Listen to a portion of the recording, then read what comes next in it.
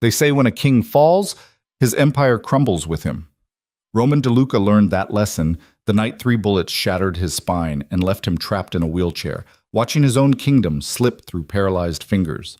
At his nephew's wedding, surrounded by sharks dressed in suits who smell blood in the water, he sits alone like a monument to his own failure. But then a timid waitress with terrified eyes and a borrowed dress does something no one has dared in months. She looks at him like he's still human. That single act of courage will either save them both or destroy everything they have left. If you're ready to see how one moment of kindness can change everything, stay with me until the end. And don't forget to hit that like button and comment what city you're watching from. I want to see how far this story reaches. The Venetian ballroom dripped with the kind of wealth that whispered rather than shouted. Crystal chandeliers cast fractured light across marble floors, and champagne flowed like water while a string quartet played something tasteful and forgettable in the corner. Everyone looked perfect. Everyone looked happy. Everyone was lying. Roman DeLuca sat at the edge of it all, wheels locked, hands resting on expensive Italian fabric that suddenly felt like a costume.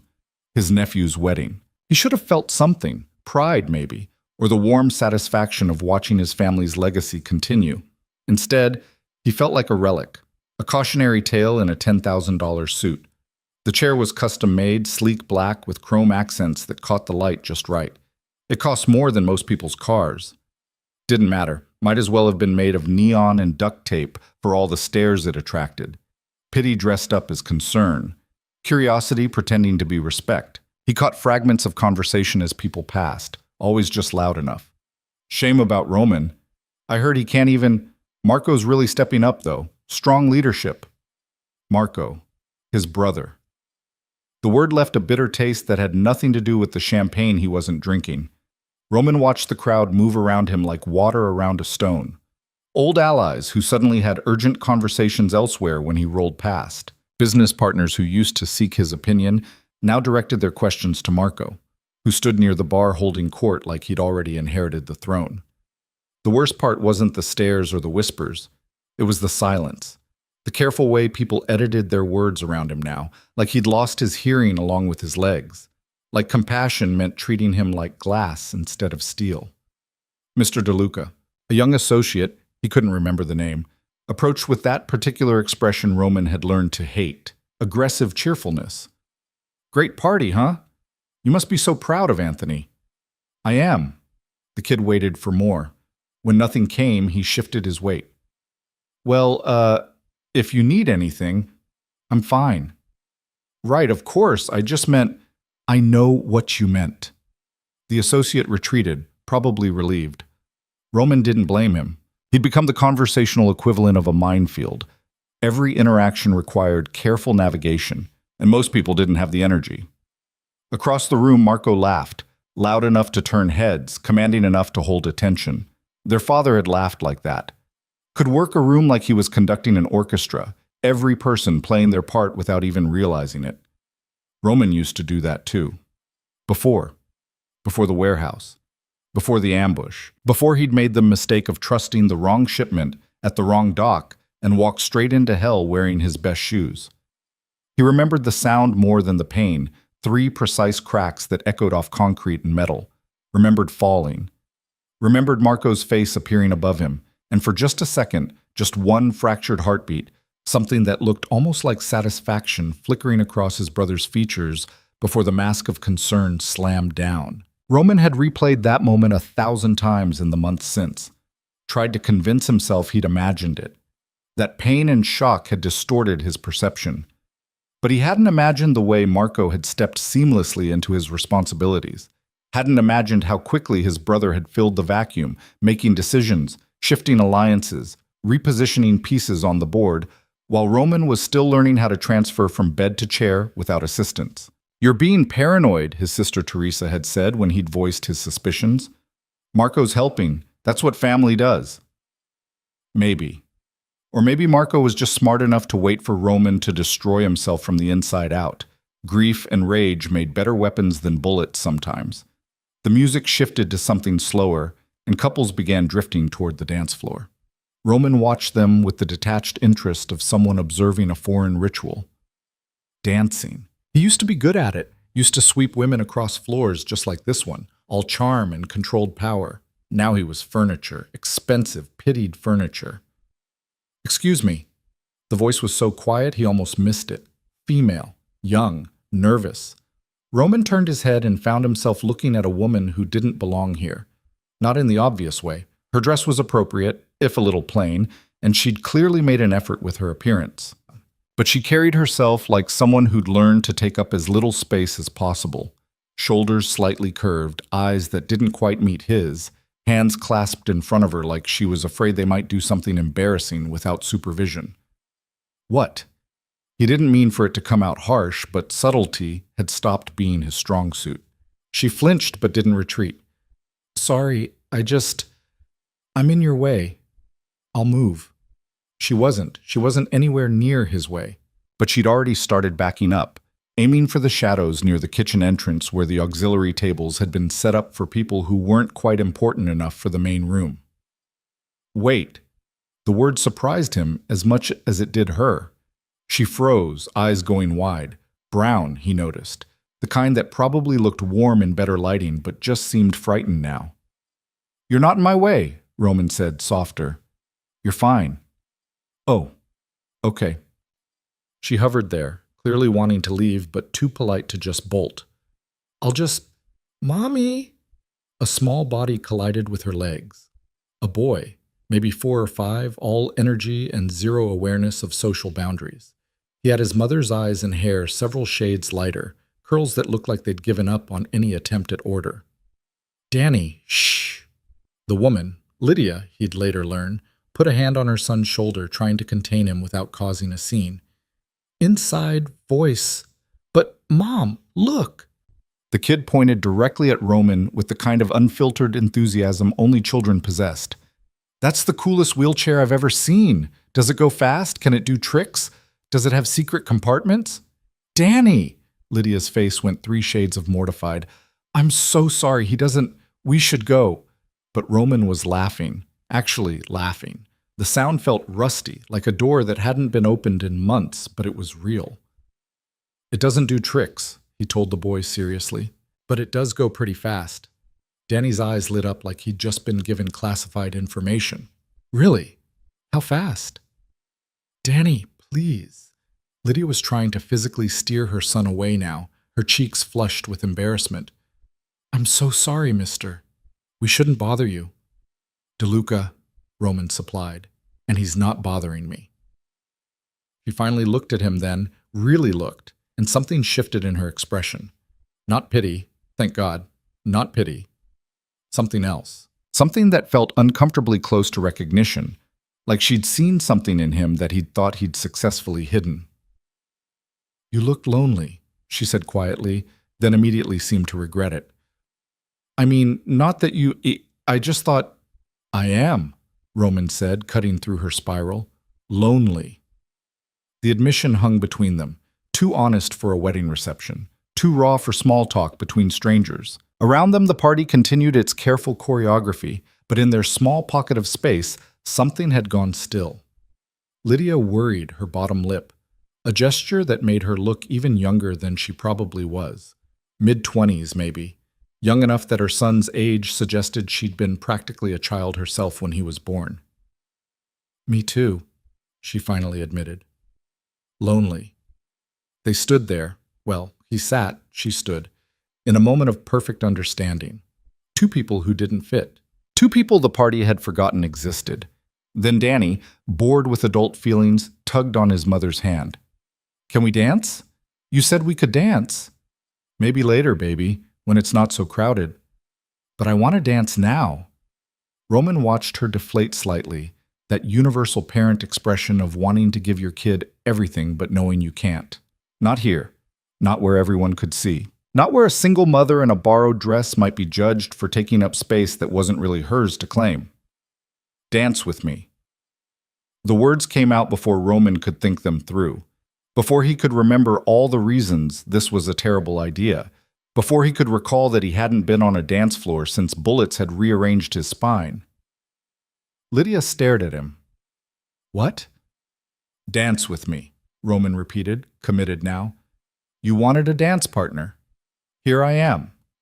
You don't have to. I wasn't fishing for. I know. He rolled forward slightly, closing the distance between them.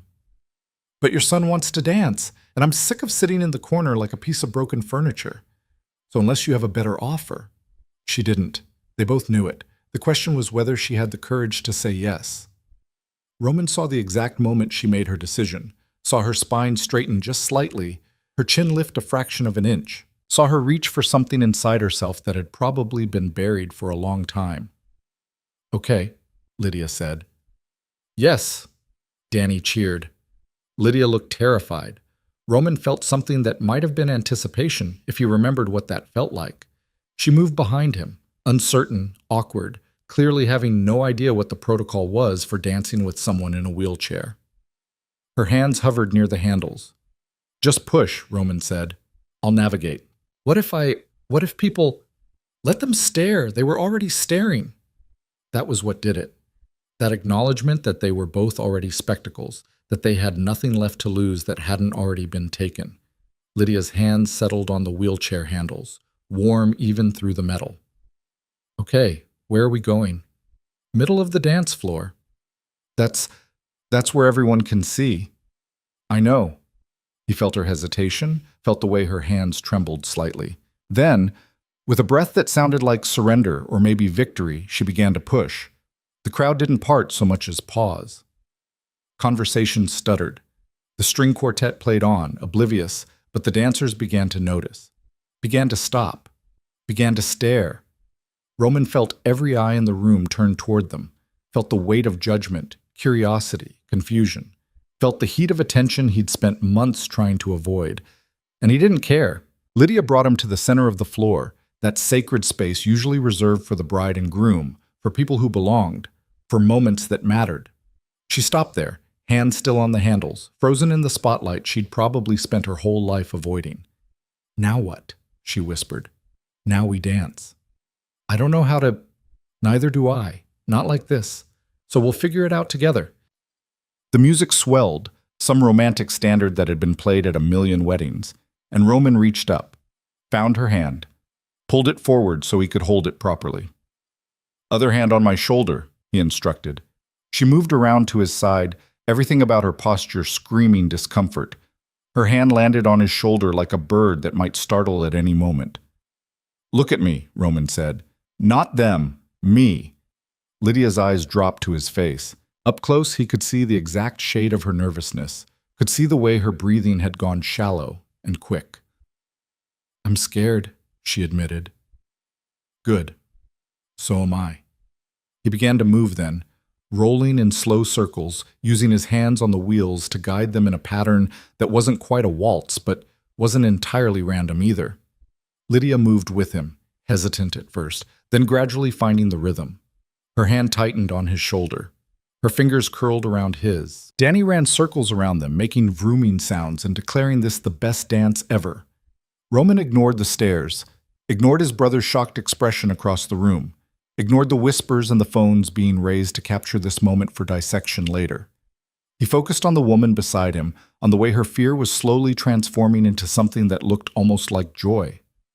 On the way she'd stopped trying to disappear and had started, just barely, to take up space. The song ended, another began. They kept dancing. Why are you doing this? Lydia asked eventually, her voice low enough that only he could hear. Doing what? This. Dancing with me, making everyone look at us. Roman considered his answer. Could have given her something smooth, something charming. Could have pretended this was normal magnanimity from a man who had everything. Instead, he told the truth.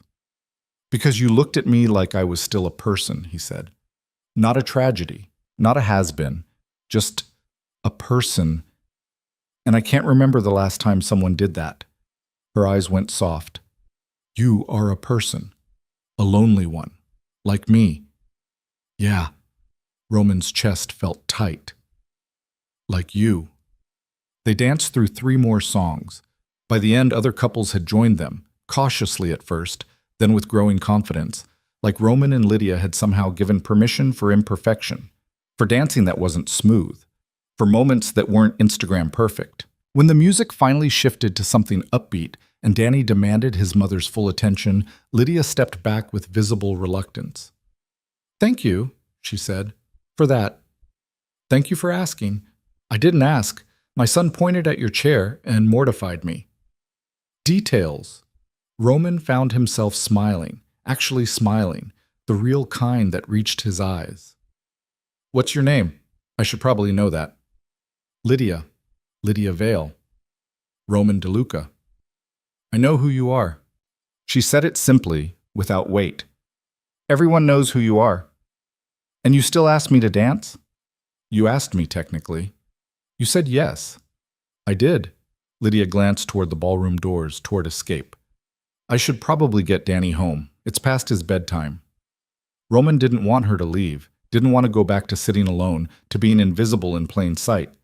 But he had no reason to ask her to stay. No right to keep her in a world that clearly made her as uncomfortable as it made him angry. "Okay," he said. "Good night, Lydia Vale." "Good night, Roman DeLuca." She started to leave, Danny's hand in hers, already fading back into the shadows where people like her learned to live, where people like him used to hunt. "Lydia." She turned, waiting. "Would you—" Roman stopped, suddenly aware of how absurd this was about to sound. "Would you want to get coffee sometime, or, I don't know, whatever people do when they're trying to not be lonely?" Her expression did something complicated. Hope mixed with fear, mixed with disbelief. "You want to get coffee with me? I want to talk to someone who sees me. Yes. She gestured at herself, at Danny, at everything she clearly thought wasn't enough. "I'm a single mom who works 3 jobs and lives in a studio apartment above a laundromat. People like you don't—" "People like me are lonely too," Roman interrupted. "And I'm asking. So if you want to say yes, say yes. If you don't, say no. But don't say no because you think you're not enough. You're the most real thing I've encountered in months." Lydia was quiet for a long moment. Danny tugged on her hand, oblivious to the weight of what was happening. "Thursday," she finally said. "I have Thursday mornings free." "Thursday morning. Where?" "There's a coffee shop on Delancey, the one with the blue awning. Nothing fancy." "Perfect. 10 o'clock?" 10 o'clock. She left then, really left, taking her son and her borrowed dress and disappearing into the night. Roman stayed where she'd left him, in the middle of the dance floor, feeling something he hadn't felt since 3 bullets had changed everything. Hope. It was dangerous. It was stupid. It was probably going to hurt like hell. But it was better than numbness. That was quite a show. Roman didn't turn, didn't need to. He'd recognize Marco's voice anywhere, smooth as expensive scotch, and twice as likely to burn. "Something to say, brother?" Marco moved into view, drink in hand, expression carefully neutral. "Just wondering what you're doing. That girl has a name, Lydia." "Fine. Lydia. She's nobody, no family, no connections, no use to you." "Maybe I don't need everything to be useful anymore." "That's the wheelchair talking." Roman's hands tightened on his armrests. "Careful." "I'm just saying." Marco leaned in, voice dropping to that particular register of fake concern he'd perfected.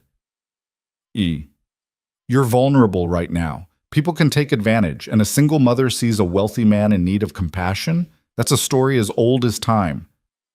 "She didn't know who I was when she approached me." "She knew. Everyone knows. And even if she didn't, her kid sure made sure you'd notice them." "Say." The suggestion made Roman's blood heat. He's 5 years old. Exactly. Perfect prop for a woman looking for a meal ticket. "Get out of my sight. Roman, now!" Marco straightened, wounded dignity replacing concern so smoothly it had to be rehearsed. "I'm just trying to protect you. Someone has to, since you seem determined to make choices that could compromise everything Dad built. What I do with my personal life doesn't affect the business. Everything affects the business. You taught me that." He walked away then, leaving Roman alone again, but this time the loneliness felt different, poisoned by suggestion, by the seed of doubt Marco had planted with surgical precision. Was he being played? Had Lydia seen an opportunity and taken it? Had that whole moment been calculated manipulation instead of genuine connection? Roman replayed their interaction, looking for signs he'd missed, but all he could see was her fear, Her embarrassment when her son had pointed at his chair, her trembling hands when she'd agreed to dance. You couldn't fake that kind of fear. You could fake confidence, could fake attraction, could fake a lot of things. But genuine terror of being seen? That was real. Marco was wrong. Had to be wrong. Or Roman was so desperate for human connection that he'd believe anything. Thursday morning would tell him which. The party continued around him, celebrating a union of two families, two fortunes, two futures being bound together with champagne and promises. Roman sat in the middle of it all and thought about a coffee shop with a blue awning, about a woman who'd looked at him like he was human, about the possibility that maybe, just maybe, he wasn't as broken as everyone seemed to think, or maybe he was just fooling himself. Either way, he'd find out Thursday at 10 o'clock. The night wound down in the way expensive parties did, gradually, elegantly, with people making tasteful exits and air-kissing promises to connect soon. Roman stayed until the end, partly from obligation and partly because leaving required assistance he wasn't ready to ask for. Teresa found him eventually, his sister who'd inherited their mother's warmth and their father's steel spine in equal measure. That was something, she said, settling into a chair beside him, not asking permission, just being there. Marco already lectured me. Marco's an idiot. I'm not here to lecture. She watched the last guests trickling out. I'm here to ask if you're okay. Why wouldn't I be? Because you just slow danced with a stranger in front of everyone who's been watching you fall apart for months. That's either very brave or very desperate, and I'm not sure which worries me more. Roman turned to look at his sister, really look at her. Teresa had been the one keeping things together while he'd spiraled and Marco had maneuvered. She ran the legitimate businesses, managed the family's public face, and asked for nothing in return except honesty when it mattered. Both, he admitted, brave and desperate. You like her. I don't know her. But you want to. He did. That was the terrifying part. He wanted to know everything about Lydia Vale, her story, her struggles, what had made her both timid and courageous enough to approach him. He wanted to know if Thursday at 10 o'clock would feel as real as tonight had felt. I'm meeting her for coffee Thursday. Teresa smiled. Good. You need someone who's not related to you or on the payroll, someone real. Marco thinks she's using me. Marco thinks everyone's using everyone. It's exhausting. She stood, pressed a kiss to the top of his head. Trust your gut, Roman. It's kept you alive this long. His gut had also walked him into an ambush that had cost him his legs, but Roman didn't mention that. After Teresa left, the venue staff began their efficient dismantling of the celebration. Roman watched them work, these invisible people who made magic happen and disappeared before anyone thought to thank them. Like Lydia probably did. 3 jobs, she'd said. Studio apartment above a laundromat. The kind of life most of the people at this wedding would never see, would never have to think about. But she'd looked at him like he was worth seeing, like his chair didn't define him, like he was still capable of being something other than a cautionary tale. Roman rolled toward the exit, nodding to the valet, who jumped to help. The kid, probably not much older than Lydia, handled his chair with careful respect, no pity in sight. Nice party, Mr. DeLuca. Thanks. That dance was really cool. My mom's in a chair. She'd have loved seeing that. Something in Roman's chest unknotted. Yeah? Yeah. She always says the worst part isn't the chair. It's people treating her like she disappeared when she sat down. The kid, Michael, his name tag read, helped Roman into the car with practiced ease. You didn't disappear tonight. No, Roman agreed. I didn't. The drive home should have given him time to think, to process, to prepare for whatever Thursday would bring. Instead, Roman found himself replaying every moment with Lydia. The way her hand had felt on his shoulder, the way her fear had transformed into something brighter, the way she'd said yes when everything in her posture had been screaming no. She was brave. Braver than him, maybe, because he'd spent months hiding. She'd spent years surviving, and she'd still found the courage to be kind. Marco was wrong about her, had to be, but the doubt lived there now, coiled in his gut like a snake. And Roman knew from experience that doubt was harder to kill than most things. His penthouse greeted him with the kind of silence that money bought. Expensive, absolute, and utterly lonely. Floor-to-ceiling windows looked out over the city, millions of lights representing millions of lives he'd never know. Somewhere out there, Lydia was probably tucking her son into bed, probably worrying about tomorrow's shift or next week's rent or all the small crises that made up a life lived without safety nets. She didn't belong in his world. He didn't belong in hers. But Thursday, at 10 o'clock, they'd meet in the middle, in a coffee shop with a blue awning, in a space that belonged to neither of them. And Roman would find out if tonight had been real or if he'd just been desperate enough to believe in fairy tales. He transferred to bed, a process that had gone from humiliating to merely tedious over the past months, and lay there staring at the ceiling. Somewhere above him, in the penthouse above his penthouse, Marco probably slept soundly, dreaming of empires and thrones and all the things he thought should be his. Roman dreamed of brown eyes and trembling hands and a 5-year-old's enthusiasm for cool wheelchairs. Thursday couldn't come fast enough. Thursday arrived with rain, the cold, miserable kind that turned the city gray and made everything feel heavier than it should. Roman woke at 6 out of habit, his body refusing to acknowledge that he no longer had morning meetings or territories to inspect, or 100 small emergencies requiring his immediate attention.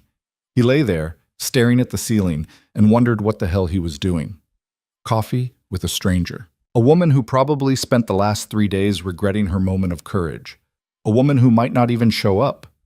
The smart thing would be to cancel, to text some polite excuse and return to the safer isolation of his penthouse where nobody could disappoint him because nobody could reach him. But Roman had spent 6 months doing the smart thing, and it had only made him more hollow. At 9:15, he rolled into his closet and spent an embarrassing amount of time deciding what to wear. A suit felt too formal. Casual felt too calculated. He finally settled on dark jeans and a gray sweater, the kind of outfit that said he'd tried without trying too hard. His driver knew better than to comment when Roman asked to be taken to Delancey Street. Just nodded and helped with the accessibility ramp they'd installed in the Mercedes after the shooting. The whole process had become routine, which somehow made it worse. The coffee shop appeared at 9:50, a small place wedged between a dry cleaner and a bodega. Blue awning faded but still cheerful despite the rain. Through the window, Roman could see mismatched furniture and walls covered in local art that probably wasn't worth much but filled the space anyway. No sign of Lydia. "Want me to wait?" his driver asked. Roman thought about it, about having an escape route ready, about protecting himself from the possibility that she wouldn't come. "No, I'll text when I'm ready." "You sure, boss?" "I'm sure." The driver hesitated, then nodded. "Okay, be safe." Safe. As if coffee with a single mother posed any threat compared to what Roman dealt with daily, compared to his own brother circling like a shark waiting for blood. But maybe that was the point. Maybe safe meant something different now, meant emotional risk instead of physical danger, meant showing up without armor and seeing what happened. Roman rolled through the door, which mercifully didn't have a step, and into warmth that smelled like espresso and cinnamon. A few customers glanced up, did the double take he'd grown used to, then returned to their laptops and conversations. He found a corner table that gave him a view of the door and waited. 10 o'clock came and went. 10:15. At 10:20, Roman pulled out his phone to text Teresa that she'd been right to worry. That desperation had made him stupid. That he should have known better than to... The door chimed. Lydia rushed in, soaked and breathless, hair plastered to her face and apology written in every line of her body. She spotted him immediately, relief flooding her features. "I'm so sorry," she said, hurrying over. "The bus was late, and then Danny's babysitter. I'm sorry. I know your time is valuable, and I..." "Breathe." She stopped, chest heaving, looking like she'd just run a marathon instead of being 20 minutes late. "You came," Roman said simply. "That's what matters." I wanted to." She squeezed water from her jacket, making a puddle on the floor. "I'm a mess." "You're here." Something in those 2 words seemed to steady her. She nodded, took a breath that looked almost painful, and slid into the chair across from him. Up close, without the wedding lighting and champagne haze, Lydia looked even younger than he'd thought. Maybe mid-20s, with the kind of tiredness that spoke to years of not quite enough sleep, or food, or time. Her clothes were clean but worn, her hands chapped from work he could only guess at. She was beautiful in the way broken things sometimes were, fragile and fierce at the same time. "What do you drink?" Roman asked. Oh, I can get… Lydia, what do you drink? She bit her lip. Hot chocolate, with extra whipped cream. Not coffee. Of course not coffee. She probably couldn't afford to develop expensive tastes. Roman flagged down the barista, a girl with pink hair and more piercings than seemed structurally sound, and ordered Lydia's hot chocolate along with a black coffee for himself. You don't have to buy… I asked you here. I'm buying. Lydia's fingers twisted together on the table, nervous energy she probably didn't realize she was broadcasting. I almost didn't come. Why? Because this doesn't make sense, you and me. I kept thinking maybe you'd made some kind of mistake, or I'd misunderstood, or I'd come to my senses and realize I shouldn't waste time on someone beneath my station. Roman kept his voice level, no accusation in it. She flushed. Something like that? Did you come because you felt obligated? No, I came because I wanted to. The admission seemed to cost her something. I haven't wanted something for myself in a really long time. The barista brought their drinks. Lydia's hot chocolate came with a mountain of whipped cream that made her smile despite her obvious discomfort. She wrapped both hands around the cup like it was precious. Tell me about your son, Roman said. Her whole face changed. Danny? That his name? Danny? Daniel, technically, but he's been Danny since the hospital. She took a sip, got whipped cream on her nose, didn't seem to notice. He's 5. Smart as hell. Exhausting. The best thing I ever did. And his father? The warmth disappeared from her expression. Not in the picture. Hasn't been since I told him I was pregnant. His loss.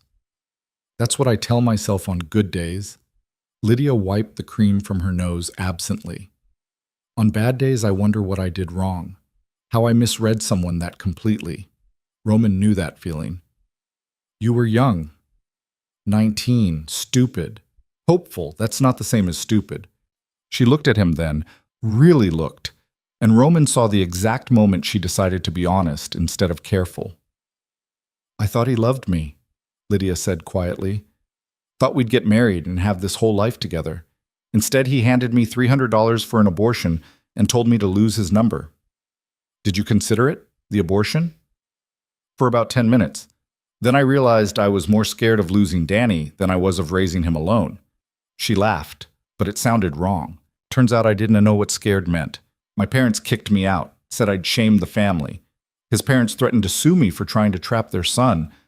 I spent my 3rd trimester sleeping in my car. Roman's hands tightened on his cup. That's 5 years ago. Ancient history. But her eyes said different. Said those wounds were still fresh, still bleeding under whatever scar tissue she'd managed to grow. I have Danny now, and a real apartment, even if it's tiny, and 3 jobs that keep us fed. We're okay. 3 jobs? Waitress breakfast and lunch at a diner, evening shift at a grocery store, weekend cleaning for a company that does office buildings. She recited it like a resume. I'm good at working, at surviving. That's not living. It's what I've got. The matter-of-fact way she said it hit harder than tears would have. This wasn't self-pity. This was just reality for someone who'd learned not to expect better. What about school? Roman asked. Job training? Something that might cost money I don't have, time I can't spare? Lydia shook her head. I looked into it. Community college, night classes, all of it. But I can't work 3 jobs and go to school and raise Danny. The math doesn't work. So you're just going to keep grinding until, what? You collapse? Until Danny's old enough that I don't need as much childcare. Until I've saved enough for a security deposit on a better place. Until… She stopped, jaw tight. Until I figure out the next thing. That's how this works. Roman had never had to figure out the next thing. Had never worried about security deposits or childcare costs or whether working 3 jobs would eventually destroy him. His problems had always been different, bigger in scope maybe, but smaller in the way they pressed against his chest and made it hard to breathe. I sound pathetic, Lydia said into the silence. You sound strong. Strong people don't sleep in their cars pregnant and alone. Strong people survive what would break most others. You survived. She studied him over the rim of her cup, and Roman felt uncomfortably seen. What about you? What's your story? You know my story. Everyone knows. I know what people say, that you used to run half the city, that someone shot you, that your brother's taking over while you... She stopped, clearly uncertain how to finish that sentence without being cruel. While I rot in a chair and feel sorry for myself, Roman supplied. That's the short version, yeah. Do you feel sorry for yourself? The question should have been offensive. Instead, it felt like relief. Every single day, Roman admitted. I wake up and I'm still paralyzed and I hate it. Hate the chair, hate the looks, hate that my own brother is probably counting down the days until I'm weak enough that he can take everything. You think your brother shot you? No, but I think he's not particularly upset that someone did. Lydia absorbed this. Family's complicated. That's one word for it. Mine disowned me. Yours is stealing from you. Maybe we're both better off alone. Maybe. Roman turned his coffee cup in circles, watching the liquid swirl.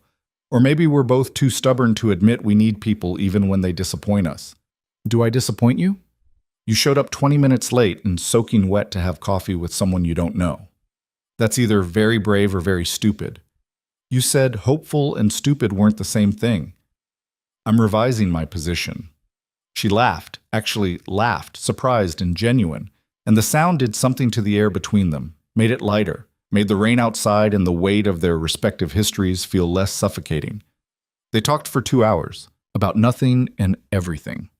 About Danny's obsession with dinosaurs and Roman's physical therapy sessions that felt like torture designed by someone who hated him. About Lydia's favorite customer at the diner, an old man who left $5 tips and always asked about her son, and Roman's physical therapist who kept insisting he could walk again if he just tried harder. Can you? Lydia asked. Walk again? Doctors say maybe, with surgery, extensive therapy, maybe. Roman shrugged. But maybe means probably not. Means giving me false hope so I keep paying them. Or maybe means there's a chance. You an optimist? No. But I'm a mother. I have to believe in impossible things. Otherwise I'd never have survived this long. The coffee shop filled and emptied around them. Rain drummed against the windows. Roman's phone buzzed repeatedly in his pocket. Marco probably, or Teresa, or any number of people who needed things from him. He ignored it all. When Lydia finally glanced at her phone and gasped at the time, Roman felt the loss before she'd even moved. I have to pick up Danny from the sitter, she said, already gathering her things. My shift at the store starts at 3 and When can I see you again? She froze. What? I want to see you again. When are you free? I'm not. Free is a complicated concept for me. Sunday? Are you free Sunday? Lydia looked at him like he was speaking a foreign language. You want to spend your Sunday with me? And Danny, if that's okay. Why? Because you're the first person in 6 months who's made me feel like something other than a broken former criminal. Roman held her gaze. Because you're real. And I'm so tired of pretending. Her eyes went shiny. She blinked hard, fighting back whatever emotion was trying to surface. Sunday afternoon, 2 o'clock. There's a park near my apartment. Nothing fancy, just swings and a sandbox. Danny likes it. Text me the address. I don't have your number. Roman pulled out his phone, opened a new contact, handed it to her. Lydia's hands shook slightly as she typed in her information. I still don't understand why you're doing this. Neither do I, but I'm tired of understanding things. Understanding hasn't made me any happier. She handed back his phone, their fingers brushing. The contact lasted maybe 2 seconds, but Roman felt it like an electric shock. Sunday, Lydia said softly. 2 o'clock. I'll be there. She left quickly after that, like staying might make her change her mind or realize this was all a mistake. Roman watched her disappear into the rain and wondered what the hell he'd just committed to. His phone showed 17 missed calls, 12 from Marco, 3 from Teresa, 2 from his lawyer. Roman ignored them all and texted his driver. The ride home should have been time to think, to plan, to consider all the ways this could go wrong. Instead, Roman found himself replaying Lydia's laugh, the way she'd looked at him when he'd called her strong, the fierce protectiveness in her voice when she'd talked about her son. She was nothing like the women he usually dated, polished, sophisticated women who understood power and knew how to wield it. Lydia didn't understand power. She'd never had any. She'd spent her entire adult life at the mercy of systems and people who didn't care whether she survived. And she'd done it anyway, had kept going, had raised a kid alone and worked 3 jobs and still found the courage to approach a stranger at a wedding. Marco was going to lose his mind. The thought made Roman smile. His brother was waiting in the penthouse when Roman arrived, somehow having acquired a key and an inflated sense of entitlement. He stood by the windows, drink in hand, perfectly positioned to radiate disapproval. "Where were you?" Marco asked without turning around. "Out." "Your phone was off." "No, I was ignoring you. There's a difference." Marco finally turned and Roman saw the carefully controlled anger in his expression. "We had a meeting with the Castellano family about the waterfront properties. You handled it. That's not the point. You should have been there. They need to see you're still what? Still relevant? Still in control? Still not completely useless?" Roman rolled past his brother toward the bar, poured himself 2 fingers of scotch despite the fact that it wasn't even 3 in the afternoon. "I'm sure you represented the family beautifully." "This isn't a joke, Roman." "I'm not laughing. You're throwing away everything we've built. Everything, Dad?" "Dad's dead." Roman turned to face his brother head on. "And what we built was a criminal empire that got me shot and paralyzed. So forgive me if I'm not particularly invested in preserving it." Marco's jaw tightened. "You're being selfish. I'm being honest. You're being distracted by some waitress who saw an opportunity and her name is Lydia. And if you mention her again in that tone, we're going to have a problem." "We already have a problem. You're compromised, making decisions based on loneliness instead of logic." "Decisions like what? Having coffee? Making a friend? Trying to remember what it feels like to be human? Decisions like exposing yourself, like giving ammunition to anyone who wants to exploit your weakness." Roman studied his brother, really studied him. Saw the ambition that had always been there, now less carefully hidden. Saw the calculation in every word, every gesture. "You think she's a threat," Roman said slowly, "or you think she's a distraction that keeps me weak enough for you to maintain control. That's paranoid. That's observant." Roman took a drink, let the scotch burn. "You've been waiting for me to break, Marco. Waiting for me to give you an excuse to take over completely. And instead, I'm getting stronger, starting to engage again. That terrifies you. You're not stronger. You're delusional. Maybe. Or maybe I'm finally seeing clearly for the first time in months." They stared at each other, years of brotherhood and rivalry and unspoken resentment crackling in the space between them. Roman thought about their father, about the way he'd pitted them against each other since childhood, always comparing, always creating competition where there should have been loyalty. "I'm meeting her again Sunday," Roman said quietly. "Lydia and her son. We're going to a park, and I don't need your permission or your approval. You need protection. Do you have any idea how vulnerable you'll be out in public with a child? If anyone wanted to send a message, then they'll send it. I'm done living in fear, Marco. I'm done hiding. You're done being smart. I was smart for 35 years. Where did it get me? Shot, paralyzed, alone." Roman rolled toward the door. "Now I'm going to try something different. You can either support me or get out of my way." "And if I can't do either?" Roman stopped, turned back to face his brother one more time. "Then I guess we'll find out what happens when family becomes enemy." Marco didn't respond, just stood there, backlit by floor-to-ceiling windows, looking like everything their father had wanted him to be. Strong, controlled, ruthless. Everything Roman was trying to stop being. The next few days crawled by. Roman went to his physical therapy sessions and actually tried instead of just going through the motions. His therapist, a woman named Sarah who took no shit and gave less sympathy, noticed immediately. "What changed?" she asked, watching him struggle through exercises that left him shaking and nauseous. "Nothing. Everything. I don't know." "Well, whatever it is, keep doing it. You've improved more this week than in the previous 2 months combined." Roman didn't tell her about Lydia. Didn't mention that he was pushing himself because he wanted to be able to stand, even if just for a moment, next time he saw her. Didn't admit that hope was a better motivator than rage had ever been. Teresa called Friday night. "Marco says you're seeing someone," she said without preamble. "Marco needs to mind his business." "Is it serious?" "It's coffee, and we're meeting again Sunday." Teresa was quiet for a moment. He showed me her background check. Roman's hand tightened on his phone. He did what? Full investigation, financial records, employment history, everything. Roman, she's got nothing, less than nothing. Credit card debt, eviction notices from 3 years ago, no assets, no... Stop. I'm just saying you need to be careful. If she's looking for a way out of... She's not. Roman's voice came out harder than he'd intended. She's surviving. There's a difference. How do you know? Because I know what people look like when they're scheming. Lydia looks scared, looks like she can't believe anyone would choose to spend time with her. He paused. She looks like I feel. Teresa sighed. Okay. Okay? Okay. If you trust her, I trust you, but Roman, be smart about this. Marco's not wrong that you're vulnerable right now. I'm always going to be vulnerable. The chair guarantees that, so I can either hide forever or I can take some risks and see what happens. Or you could take precautions, security, background checks on anyone she associates with, normal things that would tell her I don't trust her, that I see her as a potential threat instead of... Roman stopped, unsure how to finish that sentence. Instead of what?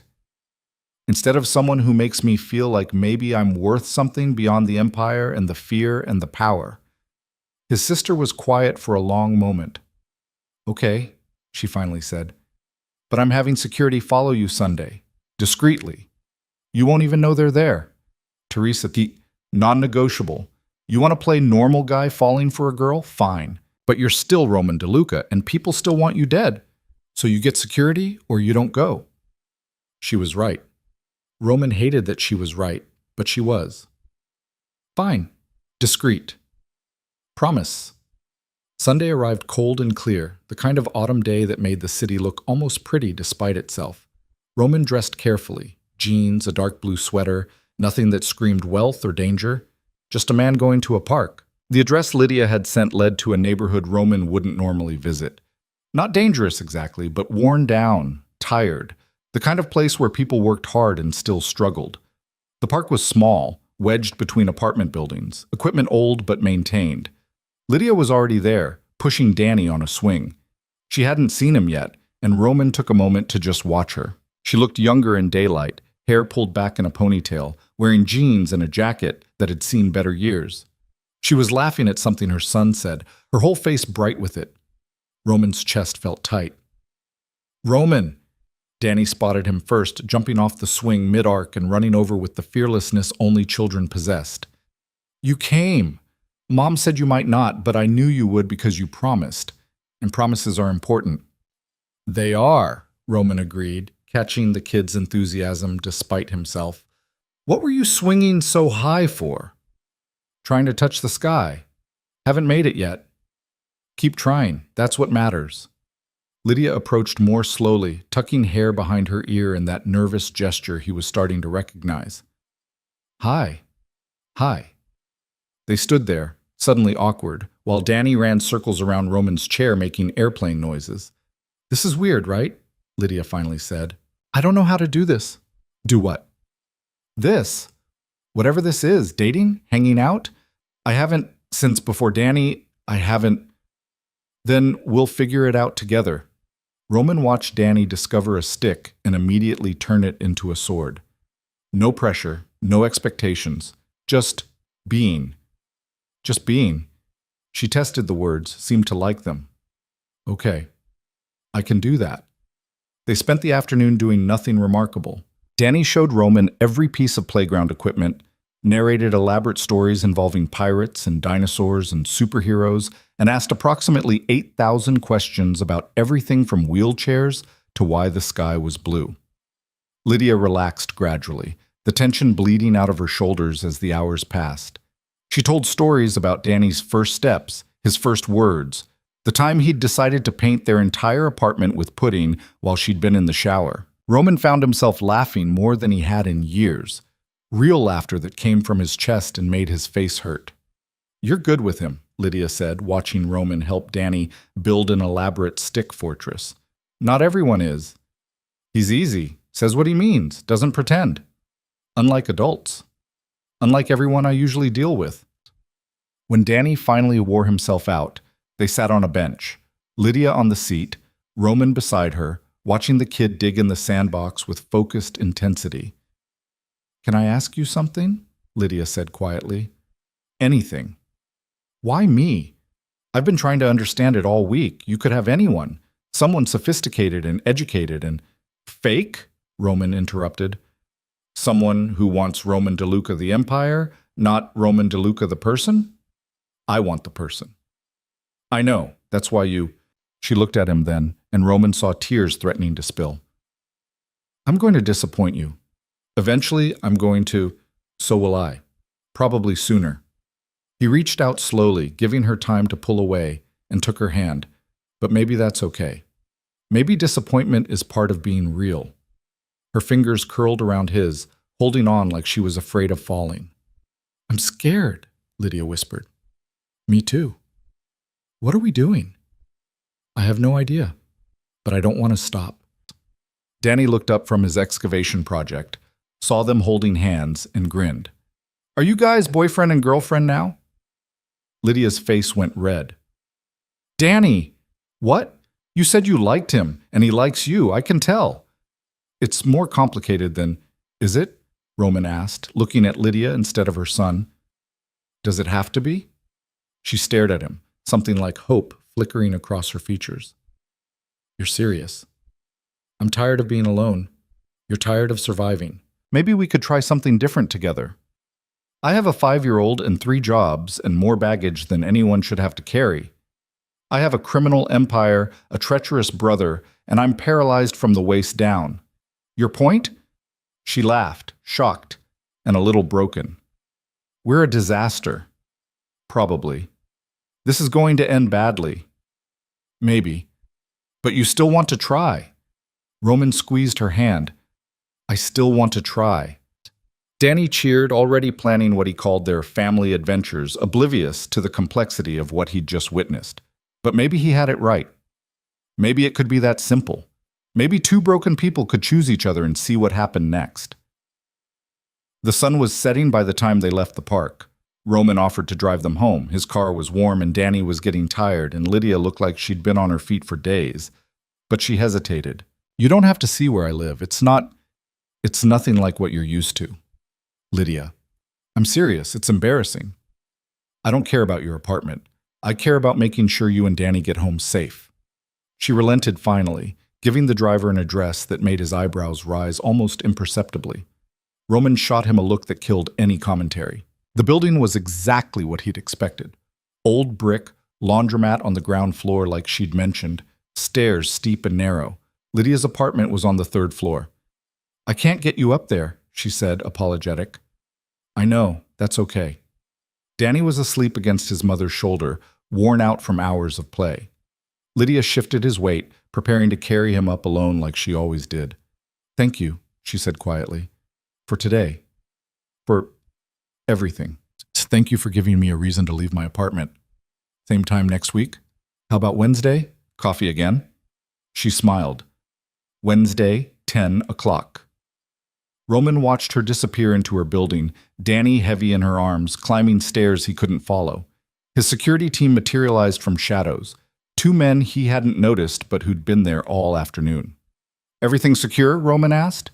"Yes, sir. No threats observed." "Good. I want her building watched, discreetly. Make sure she's safe." "Sir, if I may, getting involved with a civilian, especially someone with a child, I didn't ask for your opinion. I asked you to keep her safe." The man nodded. "Understood." On the drive home, Roman's phone buzzed. Marco, again. He let it go to voicemail. Whatever his brother wanted could wait. For the first time in 6 months, Roman had something to look forward to. Someone who saw him as more than a broken king or a liability or a problem to be managed. He had Lydia and her impossible son, and a chance at something that looked almost like hope. It wasn't much, but it was more than he'd had yesterday, and for now, that was enough. Wednesday morning arrived with a phone call that shattered whatever peace Roman had managed to build. 3 in the morning, his phone screaming into the darkness, Marco's name flashing on the screen. "What?" Roman answered, already knowing it was bad. Nothing good happened at 3 a.m. "We have a problem. Marco's voice was tight. The Castellano deal fell through. They're backing out. Why? Because someone told them you're distracted, compromised, that the family's leadership is uncertain. Roman sat up, ignoring the sharp pull in his back. Someone? Yeah, someone, Taik. Marco paused. They also know about your waitress. Ice flooded Roman's veins. Her name is Lydia. And how do they know? How do you think? You've been seen with her, multiple times, in public, with her kid. Marco's frustration bled through the phone. I told you this would happen, told you that showing weakness, caring about someone isn't weakness. In our world? Yes, it is. And now the Castellanos think they can push us around because they think you've gone soft. Roman's hands tightened on the phone. Set up a meeting. I'll handle it. You'll handle it? You haven't been to a business meeting in months. You think rolling in there is going to set up the meeting, Marco? That's an order, not a suggestion. Silence. Then, carefully controlled. Fine. Tomorrow night, Russo's, 8 o'clock. I'll be there. Roman hung up before his brother could argue further. He sat in the darkness of his bedroom, city lights bleeding through the windows, and felt the weight of two worlds crushing against each other. He could protect his empire or protect Lydia. Probably not both. The thought of something happening to her, to Danny, because of him, made Roman's chest constrict in a way that had nothing to do with his injuries. She'd survived abandonment, homelessness, single motherhood. She didn't need to add Mafia girlfriend to that list of struggles. But he'd already made his choice on Sunday, holding her hand in that worn-down park while her son built fortresses from sticks and imagination. He'd chosen her, chosen them. Now he had to figure out how to keep them safe. Roman didn't sleep. At 6, he called his head of security, a man named Vincent, who'd been with the family since Roman's father's time. I need more men on Lydia Vale, round the clock. She doesn't see them, doesn't know they're there, but nothing happens to her or her son. Understood? Yes, sir. Should we inform her of the threat? No, she'll panic. Or worse, she'll decide I'm not worth the risk. Vincent was quiet for a moment. Sir, if I may, getting civilians involved always ends badly. Always. Maybe it's better to what? Push her away? Pretend I don't care? That ship has sailed, Vincent. She's in this now whether I like it or not. Then we do this properly. Full protection detail, background checks on everyone in her life, security assessment of her building, which, sir, is a nightmare. No cameras, multiple access points, locks that wouldn't stop a determined teenager. Fix it, whatever it costs. She'll notice upgrades to her building. Then be subtle, but keep her safe. He ended the call and stared at his phone. Their coffee date was in 4 hours. He should cancel. Should text some excuse and create distance before this got any worse. Instead, Roman called his physical therapist. I need an emergency session now. Sarah showed up at his penthouse at 7, unimpressed by the early hour or the urgency in his voice.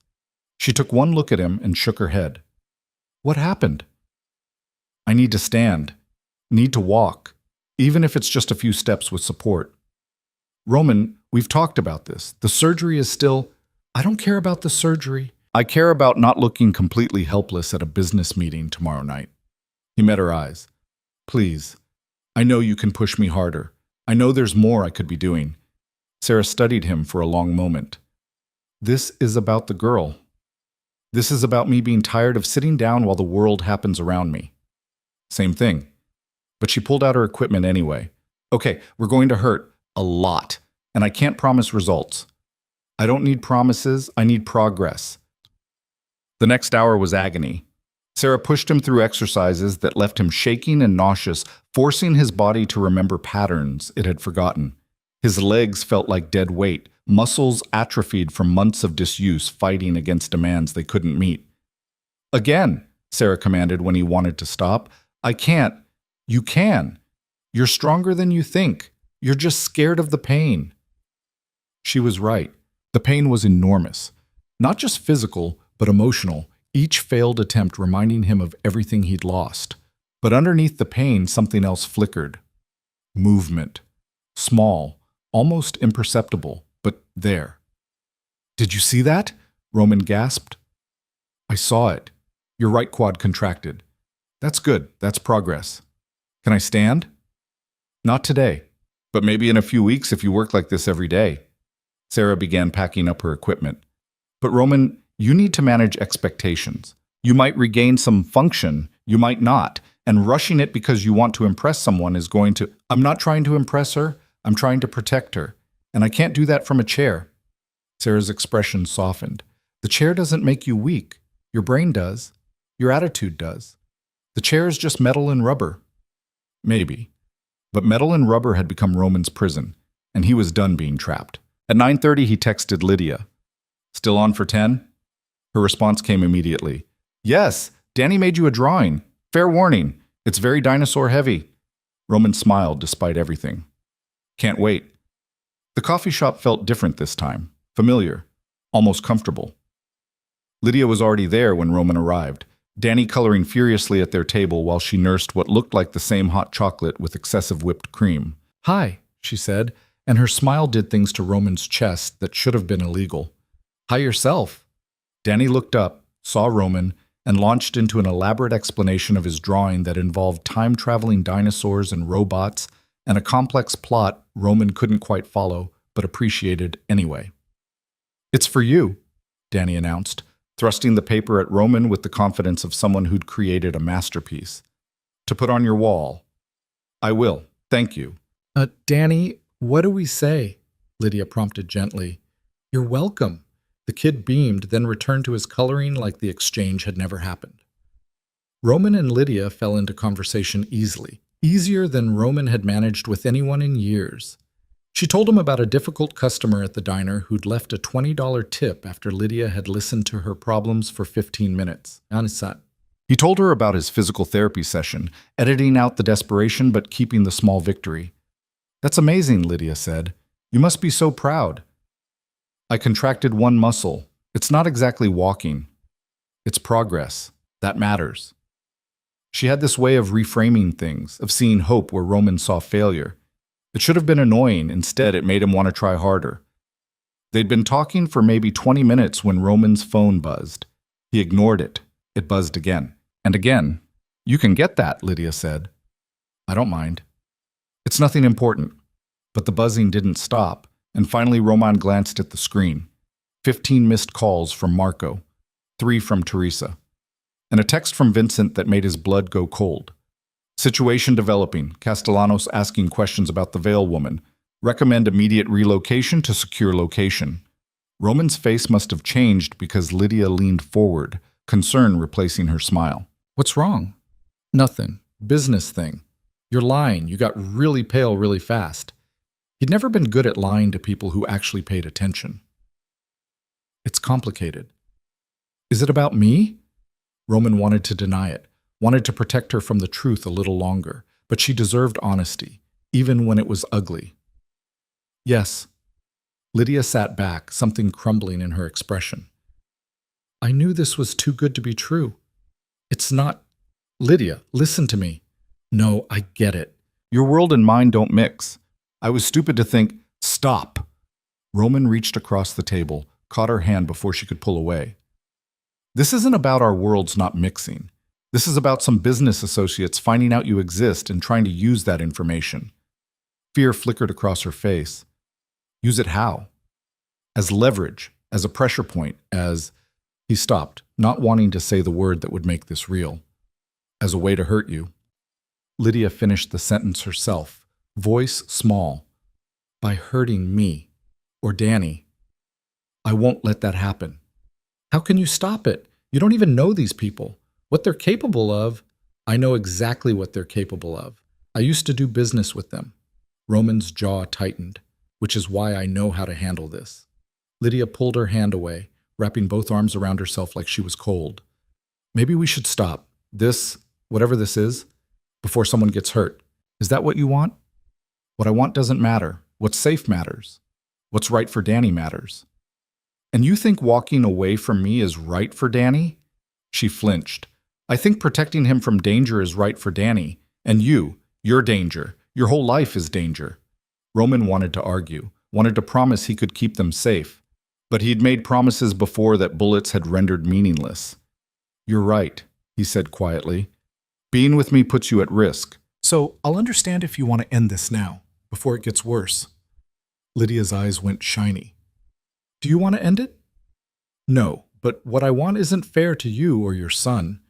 They sat there in terrible silence while Danny colored, oblivious to the way his world was about to shift again. Around them, the coffee shop buzzed with normal conversations, normal problems, normal lives that didn't include death threats and criminal empires. I don't want to end it either, Lydia finally whispered. But I'm so scared. Then let me protect you. Let me put security on you and Danny. Let me... Security? Her voice rose slightly. Like bodyguards? Like, Roman, I can't live like that. I can't have my son grow up thinking he needs armed men following him to kindergarten. Better that than... Than what? Than him getting caught in crossfire because his mom fell for the wrong guy? Tears spilled over now, running down her cheeks faster than she could wipe them away. I've made so many mistakes, but I've always kept Danny safe, always. And now nothing changes. We're careful, we're smart, but we don't let fear win. Fear keeps us alive. Fear keeps us alone. Roman leaned forward, lowering his voice. I spent 6 months afraid of being seen, afraid of being weak, afraid of caring about anything because losing it would hurt too much. And all that fear did was make me miserable. At least you were safe. Was I? Someone still shot me, Lydia. All my caution, all my security, all my careful control. It didn't stop 3 bullets from destroying my life.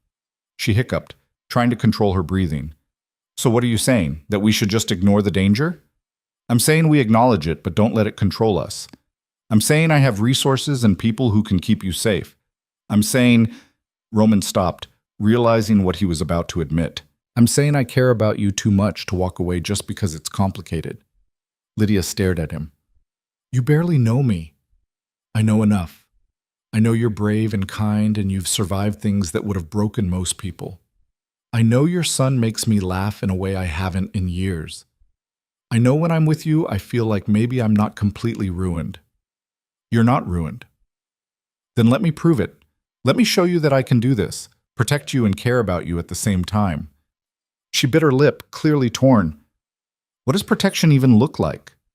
Security watching your building, driving you to work when possible, changing your routine so you're less predictable.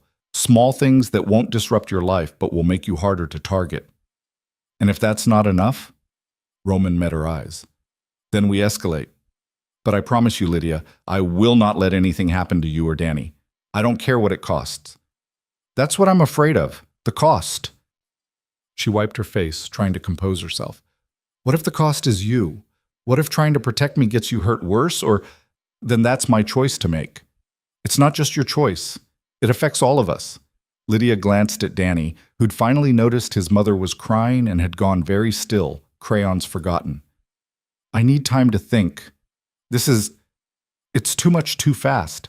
Roman wanted to push, wanted to make her understand that waiting meant more danger, not less. But he also knew that pushing someone who was already terrified would only drive her away faster. Okay, take the time you need, but in the meantime, let me at least put basic security in place, just in case. Without asking me.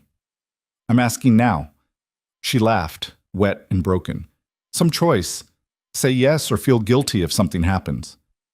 Say yes or be practical about the fact that you've been dragged into something dangerous through no fault of your own. Roman softened his voice. I'm not trying to control you, Lydia. I'm trying to keep you alive. The bluntness of it seemed to shake something loose. She nodded, defeated. Okay, basic security, but nothing that scares Danny. Nothing that scares Danny, Roman agreed, though he had no idea how to fulfill that promise. Their coffee date ended awkwardly, all the ease from earlier shattered. Lydia gathered Danny, who kept asking why Mommy was sad, and left without making plans to meet again. Roman sat alone in the coffee shop and wondered if he'd just destroyed the best thing that had happened to him in years. His phone buzzed. Marco. Again. What? You done playing house? Because we have actual problems that need your attention. I'm aware. Are you? Because from where I'm sitting, you're so busy chasing tail that you've forgotten we have a business to run. Roman's temper, already frayed, snapped. Careful, Marco. You're about 2 seconds away from finding out exactly how much authority I still have.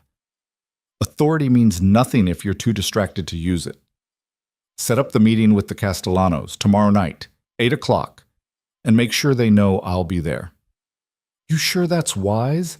Walking into a room full of people who think you're weak? I'm not walking, I'm rolling, but I'm showing up, which is more than they expected. Roman ended the call before Marco could respond. The rest of the day passed in a blur of phone calls and preparations. Vincent briefed him on security arrangements, discrete teams positioned around Lydia's building, her workplace, Danny's daycare. They'd identified 3 potential vulnerabilities and were working to address them. She's not going to like this, Vincent warned. Civilians never do. She doesn't have to like it. She just has to be safe. Teresa called that evening, her voice tight with worry. Marco said you're going to the Castellano meeting. I am. Roman, they're going to test you, push you, try to see if you're really still in control or if Marco's their new point of contact. Let them try. And the girl? Marco said she was crying in the coffee shop. Her name is Lydia, and yes, she was upset, because I told her the truth about what dating me means. Which is?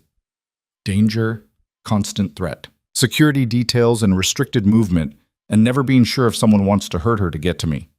Teresa sighed. And she's still willing to try? She's thinking about it. Is she worth it? Worth all this risk and complication?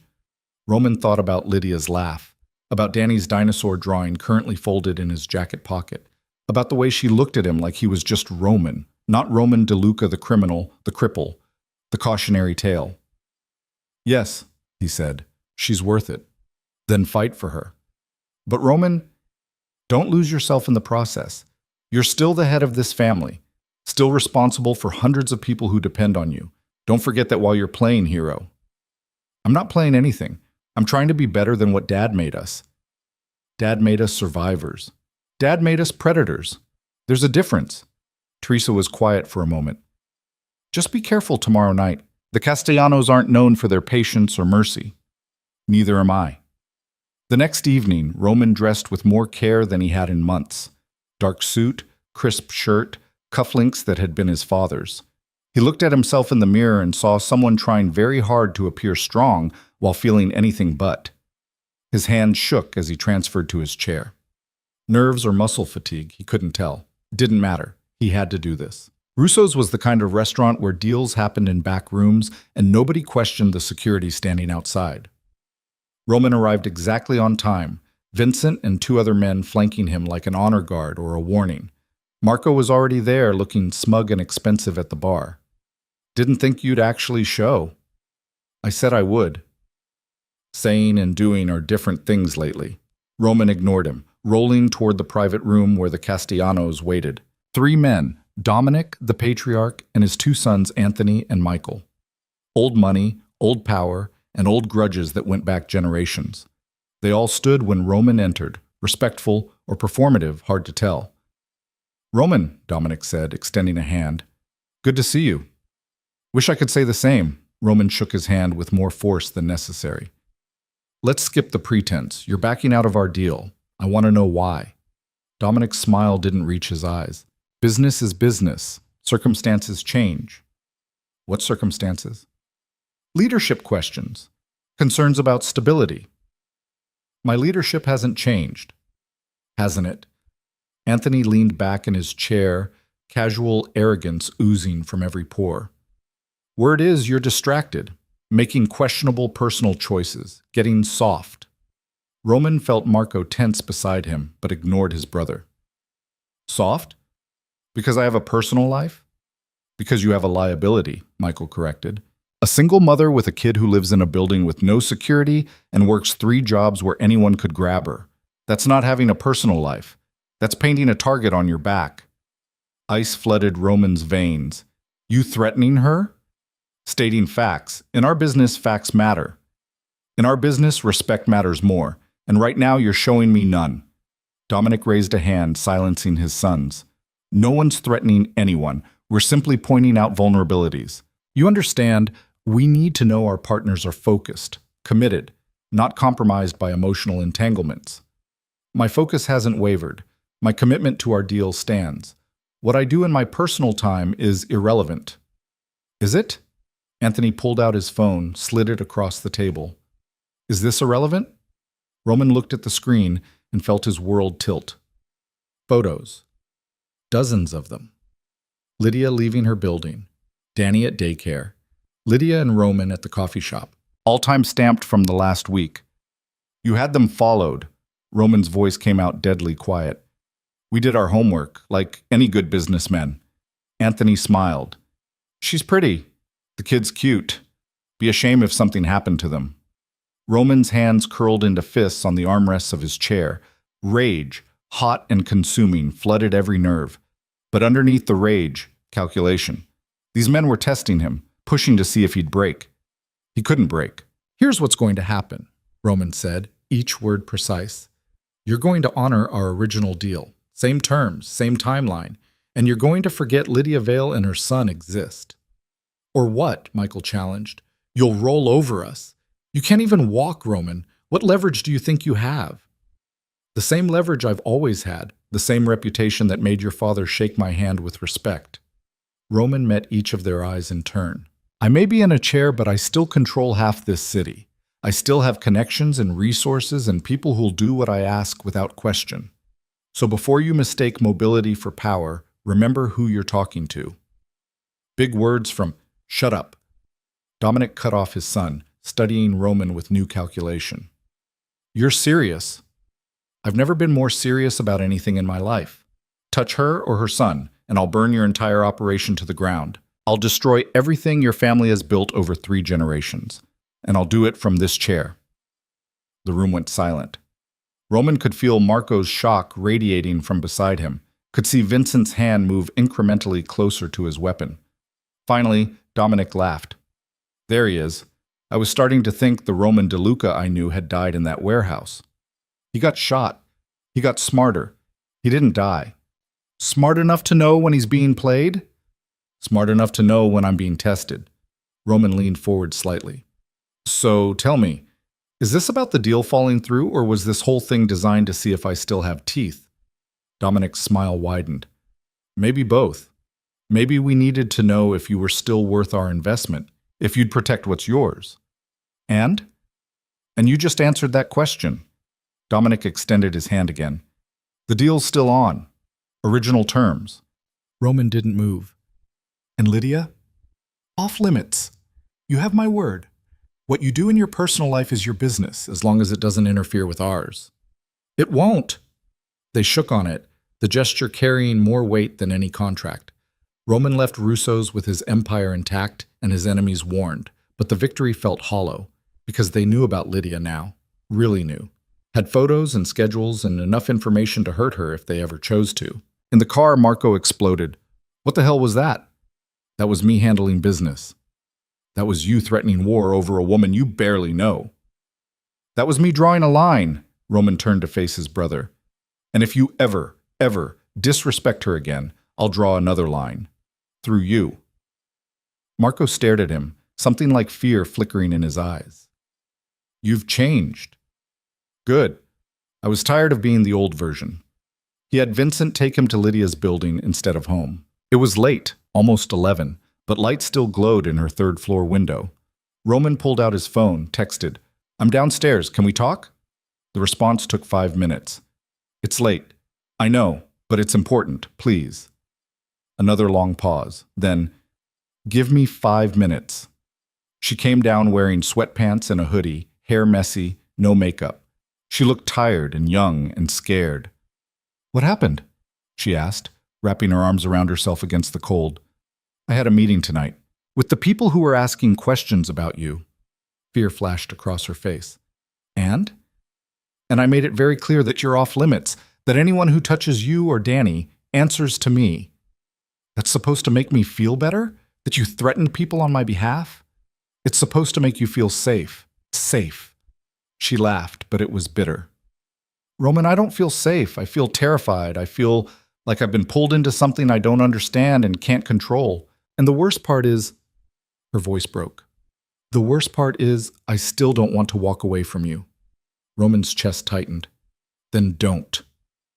It's not that simple. It is. You decide if I'm worth the risk, if what we have is worth fighting for. And if I decide it's not, if I decide protecting my son is more important than whatever this is, then I'll respect that.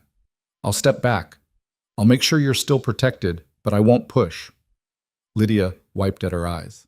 Why? Why would you still protect me if I walk away? Because you got pulled into this mess because of me, and because Roman stopped, surprised by what he was about to say. Because even if you leave, I'll still care what happens to you. She stared at him, and in that moment Roman saw her choice forming, saw the exact second she decided to be brave instead of safe. I'm not leaving, Lydia said quietly. I'm scared out of my mind and I don't know what I'm doing, and this is probably the stupidest decision I've ever made, but I'm not leaving. You're sure? No, but I'm doing it anyway. Roman felt something unlock in his chest. Okay, then we do this right. No more secrets. No more pretending the danger doesn't exist. We're smart, and we're careful, and we fight like hell to make this work. We fight like hell, Lydia agreed. Her smile was shaky but real. When do we start? Now, because there's a business dinner in 2 days, and I need you there with me. Her eyes went wide. What? These people need to see you're not just some secret I'm hiding. They need to see you're important to me.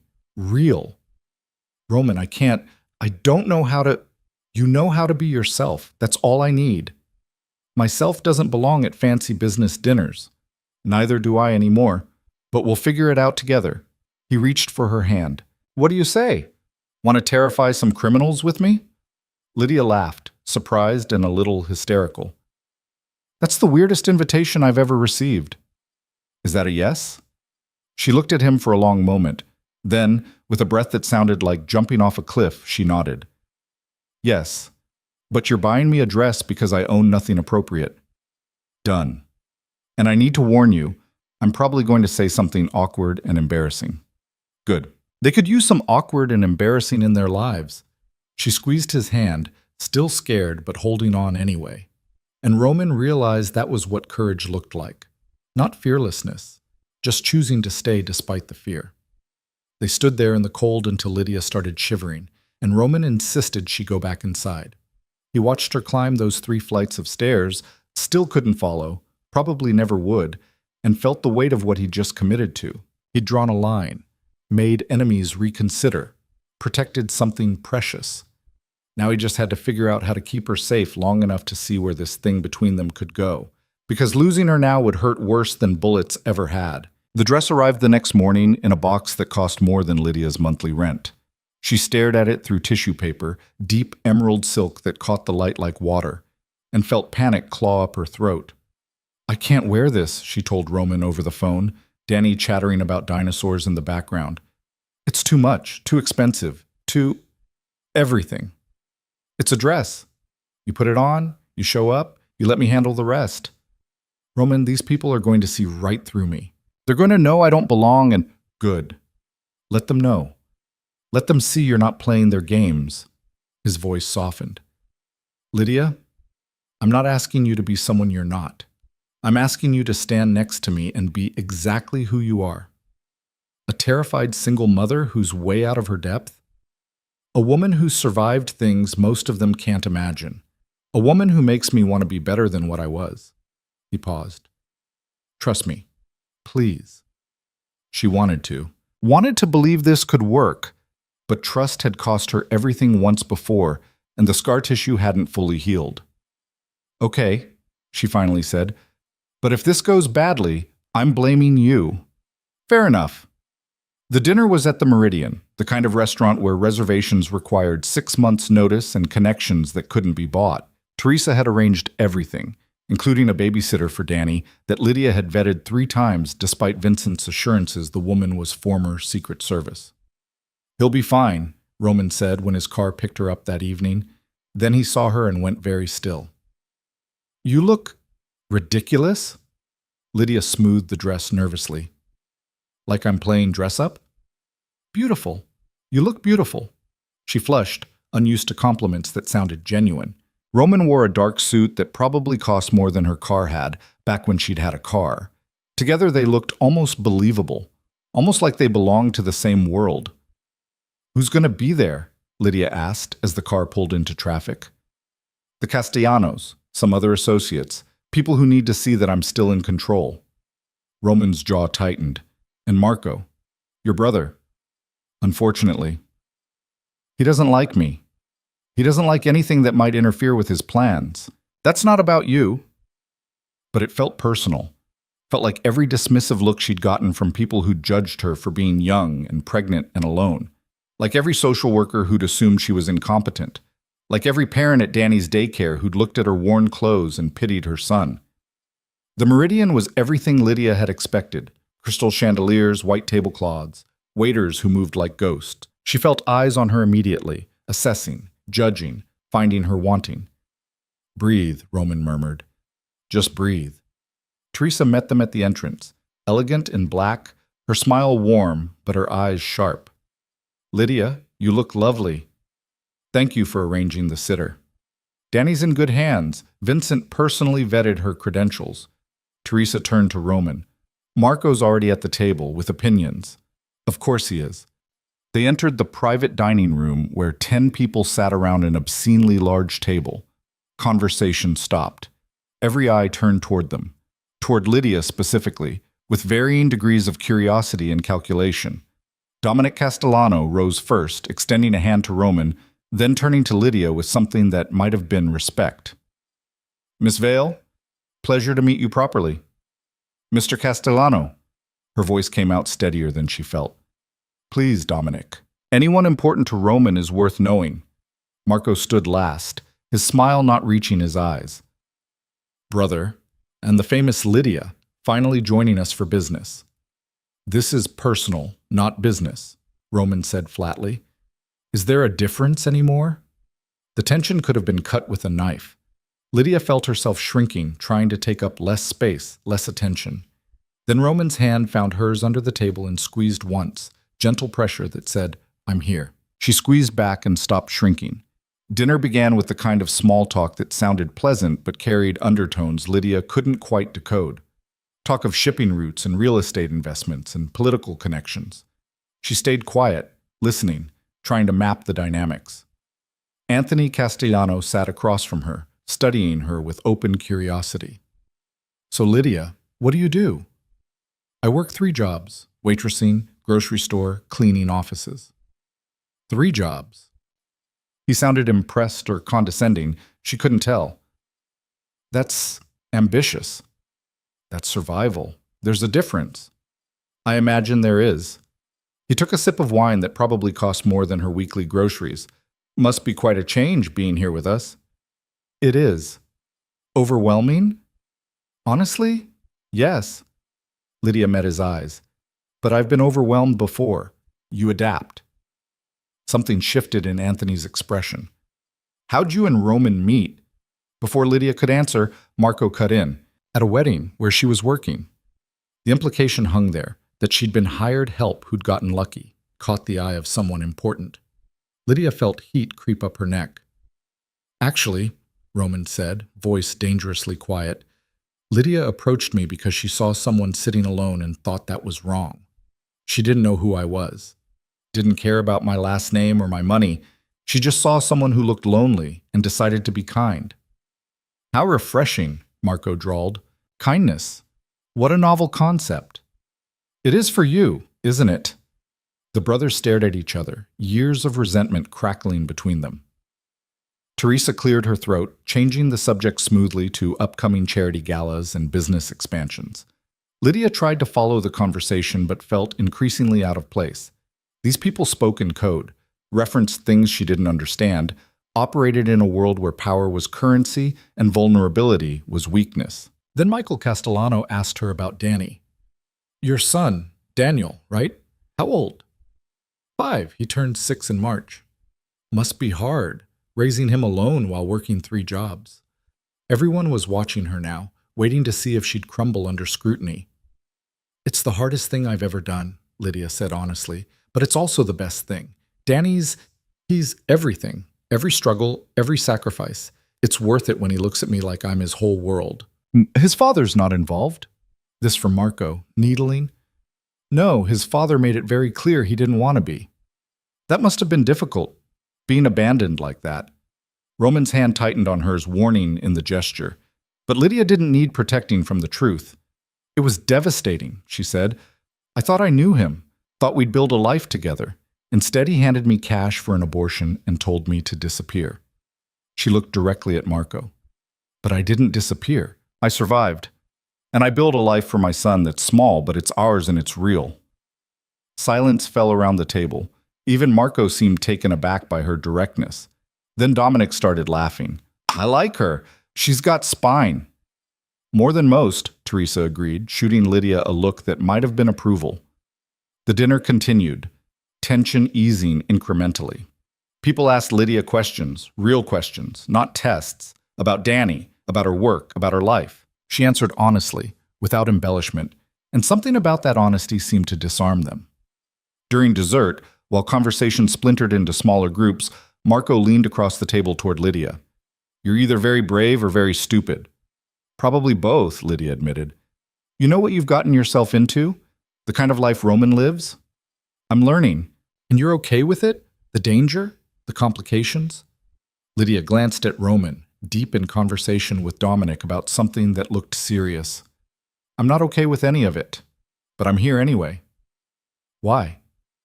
Because he makes me feel like I matter, like I'm worth something beyond how useful I am. She met Marco's eyes.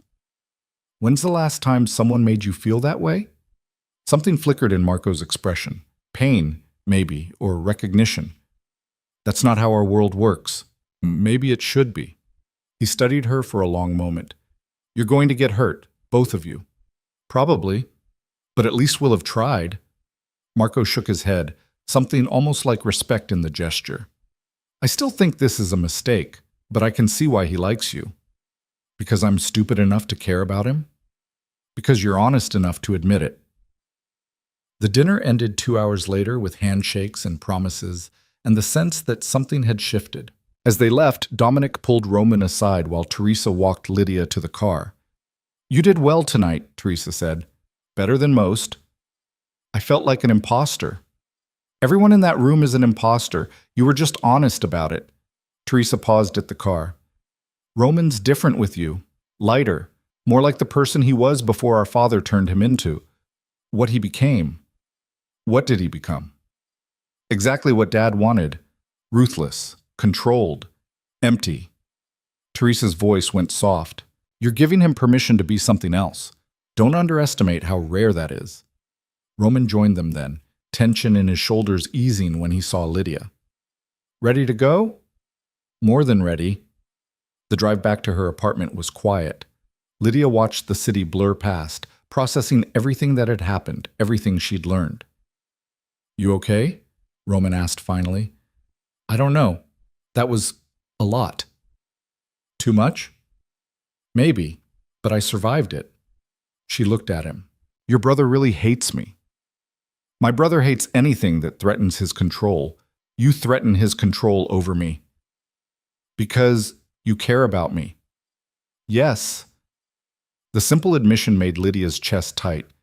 This is real, isn't it? You're not just using me to prove something to them? Roman looked genuinely hurt. Is that what you think? I think I've been used before. I think powerful men don't usually notice women like me unless they want something. She twisted her hands together. I think I'm terrified this is all going to fall apart, and I'm going to get my heart broken again. I can't promise that won't happen. I can't promise this doesn't end badly. Roman reached for her hand, but I can promise I'm not using you. What I feel, it's real, messy and complicated and probably a terrible idea, but real. What do you feel? He looked at her for a long moment, something vulnerable in his expression. Like maybe I'm not completely lost. Like maybe there's a version of me that's worth saving. You were always worth saving. Was I? I've done terrible things, Lydia. Things you don't know about. Things that happened before I knew you. Things that don't change the person you're trying to become. She squeezed his hand. I'm not naive. I know you have a past. But I care about who you are now, who you're choosing to be. And who's that? Someone brave enough to change. Someone willing to fight for what matters. She smiled. Someone who makes me believe in impossible things. Roman pulled her close as the car would allow, and kissed her forehead. Thank you. For what? For seeing me. The real me. Not the chair or the empire or the reputation. Just me. They arrived at her building too soon. Roman insisted on his security walking her up, despite her protests that it was overkill. At her door, she turned back to him, still in the car, still unable to follow her up those narrow stairs. Same time next week? She asked. Every week.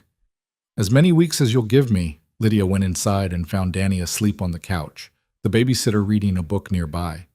Everything was normal, safe, exactly as she'd left it. But she'd changed.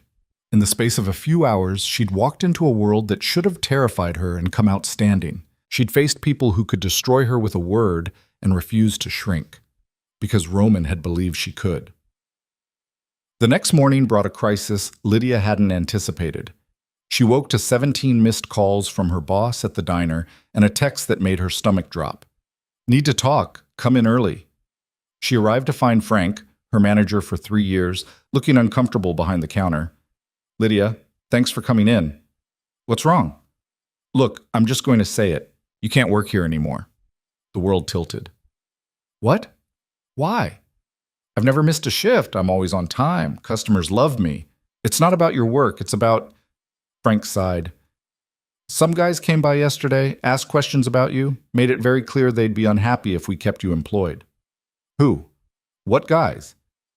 Didn't leave names, but they were professional, scary professional. He looked genuinely apologetic. I can't afford trouble, Lydia.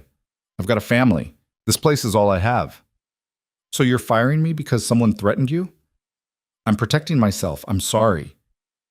Lydia felt tears threaten but refused to let them fall. I need this job. I have a son. I can't just... I know. I'm sorry. Really. Frank handed her an envelope.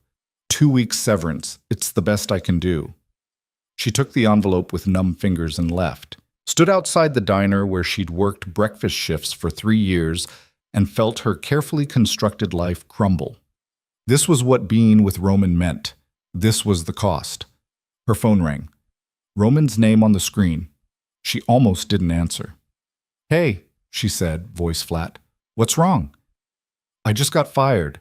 From the diner. Because apparently being associated with you makes me unemployable. Roman was silent for a moment. I'll fix this. How? You can't force them to hire me back. You can't... I'll fix this, he repeated. Where are you? Outside the diner. About to figure out how I'm going to pay rent next month. Stay there. I'm coming to you. Roman, you can't just... But he'd already hung up. He arrived 15 minutes later, rolling up with Vincent and an expression that would have frightened her if she wasn't already numb. Get in the car. I need to pick up Danny from... Vincent will get Danny. You're coming with me. Where? To fix this. Roman took her to a small cafe she'd never noticed before. Nothing fancy, just clean and warm with good coffee and better pastries. A woman about Lydia's age greeted them, surprised but pleased to see Roman. Mr. DeLuca, didn't expect you today. Maria, this is Lydia. She needs a job. You need someone who knows customer service and won't steal from you. Roman looked between them. Seems like a good match. Maria studied Lydia with sharp eyes. You have experience? 3 years waitressing. I'm good with people. I show up on time. I don't cause drama. Why'd you leave your last job? Lydia glanced at Roman, uncertain how much to share. He nodded slightly, permission or encouragement, she wasn't sure. I was fired because someone didn't like that I was dating him. Lydia gestured at Roman. They threatened my boss. He folded. And you think working here would be different? I own this building, Roman said quietly. And the one next to it, and the one across the street. Anyone who has a problem with Lydia working here will have a much bigger problem with me. Maria absorbed this, then turned back to Lydia. Breakfast and lunch shift, Tuesday through Saturday, 15 an hour plus tips. You start tomorrow. That's... Lydia did the math in her head. More money than the diner had paid. Better hours. That's generous? That's fair. You do good work. You get paid fair. Maria extended her hand. Deal? Deal. Outside, Lydia turned to Roman. You can't just solve all my problems by throwing money at them. I'm not throwing money. I'm using resources I have to help someone who matters to me. He caught her expression. What? This is what your life is like, isn't it? Problems appear and you just fix them. Make calls, move pieces around. Usually, yes. That's not real life. Real life is struggling and failing and figuring things out without a safety net. Why? Roman's voice sharpened. Why does real life have to mean suffering? Why can't it mean accepting help when someone offers it? Because accepting help means owing people. And I've spent 5 years of not owing anyone anything. You don't owe me. I'm choosing to help because I want to, because seeing you stressed destroys me. He reached for her hand. Let me help, please. Lydia wanted to refuse, wanted to maintain her independence, her pride, all the walls she'd built to protect herself. But she was tired. So tired of struggling alone. Okay, she whispered. Okay. Vincent brought Danny to them, the kid chattering about the cool car he'd gotten to ride in. He hugged Lydia like he'd been gone for weeks instead of an hour, all warm weight and unconditional love. Mom, can Roman come to dinner? I made spaghetti last night with the babysitter, and there's leftovers, and it's really good, even though some of it got on the ceiling. Lydia laughed despite everything. How did spaghetti get on the ceiling? Science experiment. That's not... She caught Roman's expression, saw something hungry there.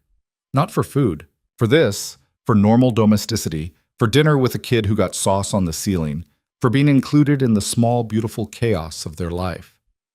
Yes. Roman can come to dinner. Yes! Danny pumped his fist, already planning what they'd do after eating. Her apartment had never felt smaller than it did with Roman's wheelchair taking up space in the narrow entryway. He looked around, taking in the secondhand furniture, the drawings taped to walls, the organized chaos of a home that was small but loved. It's not much, Lydia started. It's perfect. You're humoring me. I'm being honest. This is, he gestured vaguely, real, lived in. My penthouse is 3,000 square feet of nothing. This is 500 square feet of everything.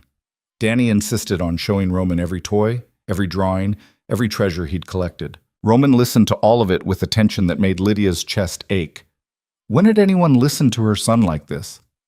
When had anyone cared about his dinosaur collection or his theories about time travel? Dinner was chaos. The spaghetti was overcooked and underseasoned, and Danny talked with his mouth full, and Lydia burned the garlic bread. It was the best meal Roman had eaten in months. This is nice, he said during a rare moment when Danny paused for breath. It's a disaster. It's life. Real life. He looked at her across the cluttered table. Thank you for letting me be part of it.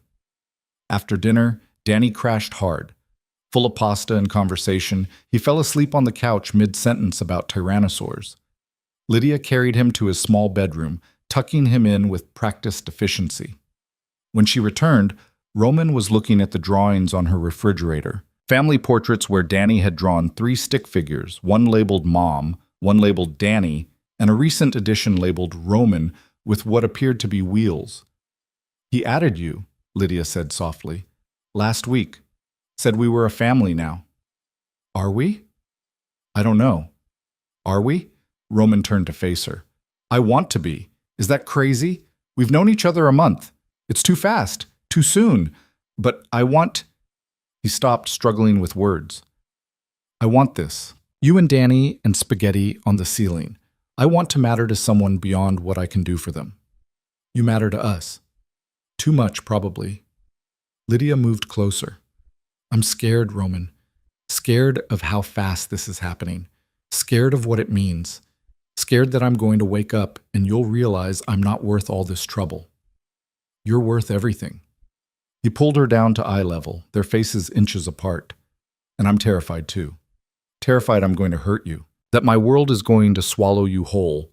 That I'll lose you the same way I've lost everything else I cared about. So what do? We stay. We fight. We choose each other even when it's hard. Roman cupped her face gently. Can you do that? Lydia thought about everything that had happened, the threats, the lost job, the dinner with criminals, the constant fear that something would go wrong. Then she thought about Danny's laugh when Roman played with him, about the way Roman looked at her like she was precious, about feeling seen for the first time in years. Yes, she said. I can do that. He kissed her then, soft and careful, like she was something that might break. And maybe she was. Maybe they both were. But broken things could still choose each other, could still build something beautiful from the pieces. Roman left late, after Danny had been sleeping for hours, and Lydia had walked him down to his car. In the street, under fluorescent lights that made everything look harsh, he took her hand one more time. "Thank you," he said. "For terrible spaghetti?" "For letting me in, for seeing past all the everything, for making me believe I'm more than what I was." "You are more. You've always been more. You just needed someone to remind you." He kissed her goodnight, longer this time, deeper, with a promise of things unsaid, and left. Lydia climbed back up to her apartment, tired and scared and hopeful all at once. She checked on Danny, still sprawled across his bed with dinosaurs clutched in both hands, and felt the weight of what she'd committed to. She was dating a man whose brother hated her, a man whose business associates had gotten her fired, a man who lived in a world so different from hers they might as well be different species. But he'd sat at her cluttered table and listened to her son talk about dinosaurs with genuine interest. He'd helped her find a job without making her feel weak for needing help. He'd looked at her tiny apartment like it was a palace. Maybe that was enough. Maybe choosing each other was enough. Lydia fell asleep that night thinking about emerald dresses and business dinners, and a future that terrified her almost as much as it thrilled her. Tomorrow she'd start a new job. Tomorrow she'd navigate this impossible relationship one day at a time. Tomorrow she'd keep choosing Roman despite every logical reason not to.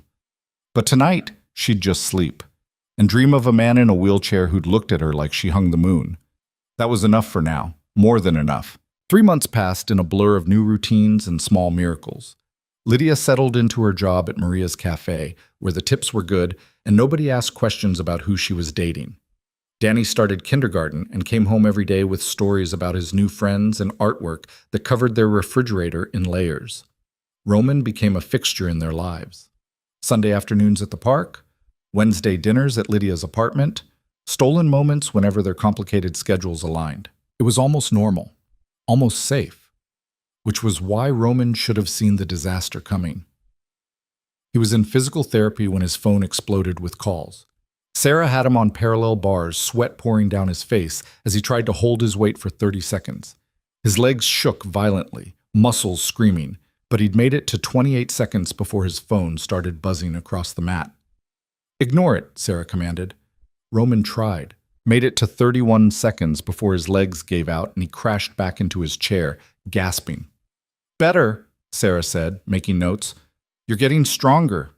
The phone kept buzzing. Roman checked it and felt ice flood his veins. Teresa, Marco, Vincent, Dominic Castellano, all within the last 3 minutes. "I need to take this." "Roman," but he was already calling Teresa back. She answered on the first ring. "Where are you?" "Physical therapy. What's wrong?" Marco made a move, a big one. Her voice was tight with something Roman couldn't identify. "He's calling a family meeting, tonight. Says it's about leadership succession and he has evidence you're unfit to continue." "Evidence of what?" "I don't know yet, but Roman, he's been planning this. Whatever he has, it's going to be bad." Roman's mind raced. "The meeting's at the estate?" 7 o'clock. He's invited everyone, all the families, all our associates." Teresa paused. "He's making this public. Whatever happens tonight determines who runs things going forward." "I'll be there." He hung up and immediately called Lydia. She answered on the third ring, slightly breathless. "Hey, I'm on my break, but it's quick. I need you to take Danny and leave the city, tonight." Silence.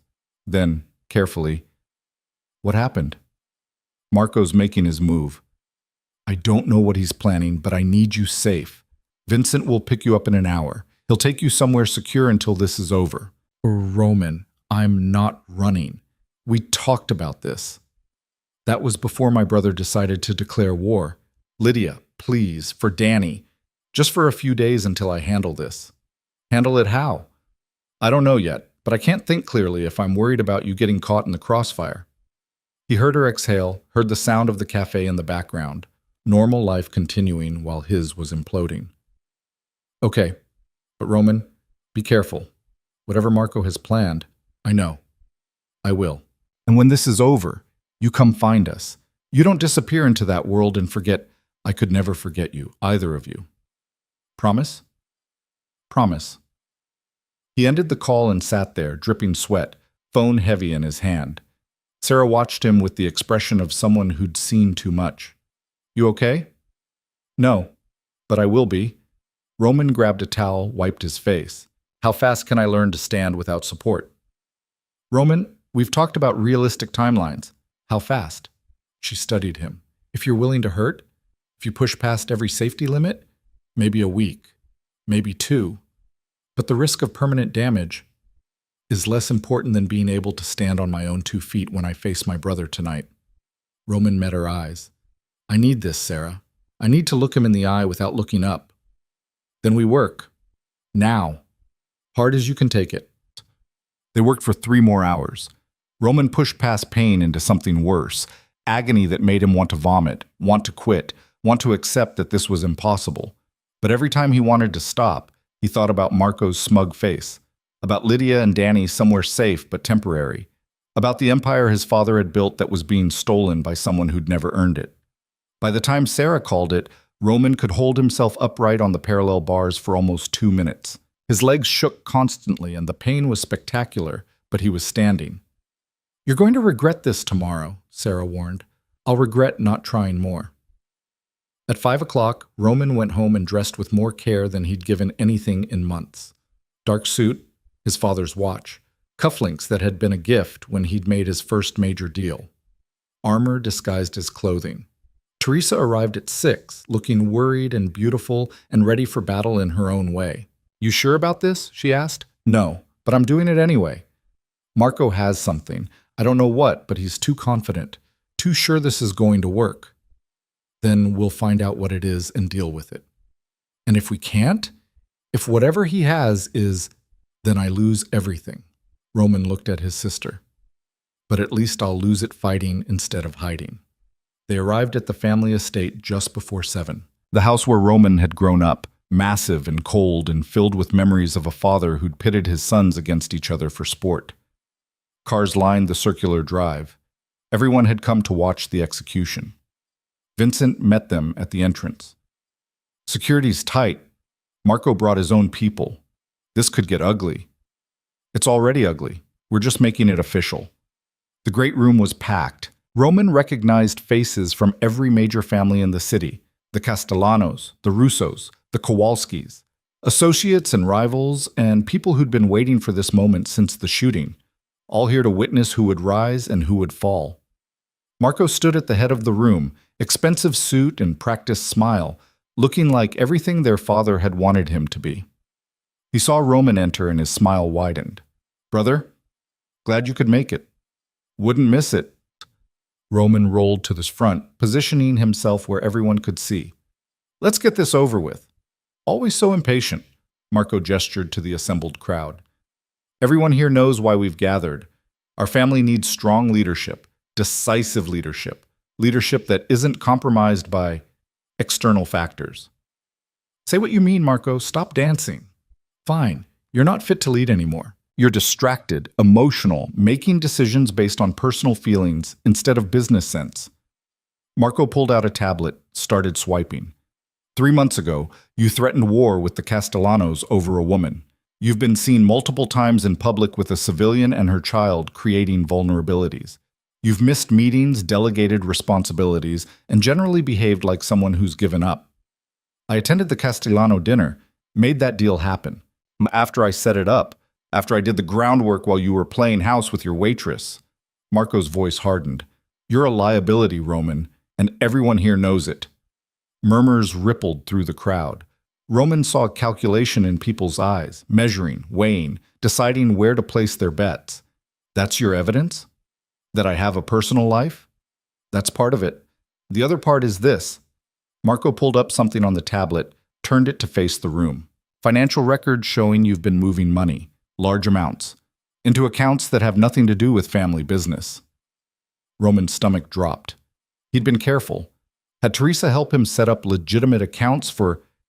You've been setting up a trust fund, Marco continued, for Daniel Vale, the son of your girlfriend. $500,000 ready to be accessed when he turns 18. Marco looked around the room. Tell me that's not compromised. Tell me that's sound business judgment. The room erupted. People talking over each other, shock and condemnation mixing into a wave that crashed over Roman like a physical force. Teresa shot to her feet. That's not illegal. Roman can do what he wants with his own money. His own money? Everything he has comes from the family. From businesses we've all built together. Marco pointed at Roman. He's putting our resources into securing a future for some kid he's known for 3 months. That's not leadership. That's desperation. Roman wanted to defend himself, wanted to explain that the trust fund was insurance, protection for Danny if something happened, if Marco won and took everything, if Lydia needed resources to keep her son safe. But explanations would sound like excuses. You're right, Roman said quietly. The room went silent. I did set up a trust fund for a 5-year-old boy who didn't ask to be part of this, but got dragged in anyway because I couldn't stay away from his mother. Roman looked around the room, meeting eyes. I did it because that kid deserves a future that doesn't depend on which criminal his mom happens to date. I did it because protecting people I care about is more important than maintaining some illusion of strength. You hear that? Marco addressed the crowd. He admits it. Admits he's putting personal feelings above family interests. I'm putting humanity above business. There's a difference. Not in our world, there isn't. Marco moved closer, circling. In our world, caring about people makes you weak, makes you exploitable. Our father understood that. I understand that. You used to understand it too before 3 bullets scrambled your priorities. Something in Roman snapped. You mean before someone tried to kill me? Before I spent 3 days in a hospital wondering if I'd ever move again? Before I had to rebuild everything from scratch while you swooped in like a vulture picking at remains? I stepped up when you couldn't. You moved in when I was vulnerable. There's a difference. They faced each other. Brothers who'd competed their whole lives, now finally drawing the lines they'd been dancing around for months. Did you do it? Roman asked quietly. Did you set up the shooting? The room went deathly silent. Marco's face showed perfect shock. You think I think you benefited more than anyone. I think you've been positioning yourself to take over since the day I got shot. I think... Roman stopped, seeing something flicker in Marco's eyes. Recognition. Guilt. You knew. Even if you didn't pull the trigger, you knew it was coming. You're paranoid. Am I? Roman turned to the crowd. My own brother waited for me to be shot before making his move. Waited for me to be weak. And now he's using the fact that I care about people, that I've tried to be better than what our father made us, as evidence I'm unfit to lead. Because you are unfit, Marco said coldly. You're soft, compromised, everything our father warned us not to become. Our father died alone and hated. That's what his strength got him. Our father built an empire. Our father built a prison, and I'm done living in it. The words hung there, impossible to take back. Roman saw shock ripple through the assembled crowd, saw Marco's face go white with rage. Then you're done, period, Marco said quietly. You want out? Fine. Walk away. Give me control and go play family with your waitress and her bastard son. But you don't get to keep one foot in both worlds. You choose. Right now. Roman looked around the room, saw faces he'd known for years, some sympathetic, most calculating. Saw the empire his father had built, his grandfather before that. Saw everything he'd been raised to protect and expand and eventually pass on.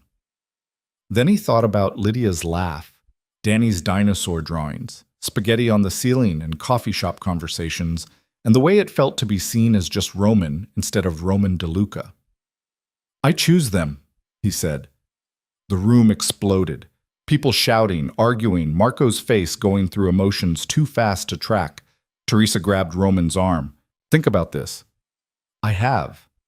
For 3 months I've been trying to balance both worlds, and it's destroying me. Marco's right about one thing. I can't do both. Roman looked at his brother. You want the empire? Take it. Run the businesses. Make the deals. Live in our father's shadow. I'm done. You're walking away. Marco sounded genuinely shocked. From everything. From this. Not from everything. Roman turned his chair toward the door. The money I moved for Danny's trust? That's mine, legally separate from family assets. Teresa helped me make sure of that months ago. Everything else, the businesses, the properties, the whole complicated mess, it's yours. Congratulations. Roman, wait. Teresa hurried after him. You can't just... There are procedures, transfers of power, legal... Handle it. You're good at that. He stopped, turned back to face the room one last time. Anyone who has a problem with this transition, talk to Marco. He's your leader now. Anyone who has a problem with me personally, come find me. But leave Lydia and her son alone. They're civilians. They're out. And you? Dominic Castellano spoke up from the back. What are you now? Just a guy in a wheelchair trying to figure out how to be better than he was. Roman met his eyes. That enough for you? Dominic studied him for a long moment, then nodded slowly. That's enough. Roman left. Rolled out of the house he'd grown up in, past the cars of people who'd come to watch him fall, into a night that felt impossibly vast. Teresa followed, Vincent behind her, both looking shell-shocked. What did you just do? Teresa asked. Something I should have done months ago. Roman pulled out his phone, texted Vincent the address where Lydia was staying. I need to go see her, now. Roman, you can't just walk away from I didn't walk, I rolled. And yes, I can. Watch me. The safe house was 40 minutes outside the city, a small cottage on property Roman owned through enough shell companies that Marco would never find it. Vincent had stocked it with food and supplies, made it comfortable despite the isolation. Lydia opened the door before Roman could knock. She took one look at his face and knew. What happened?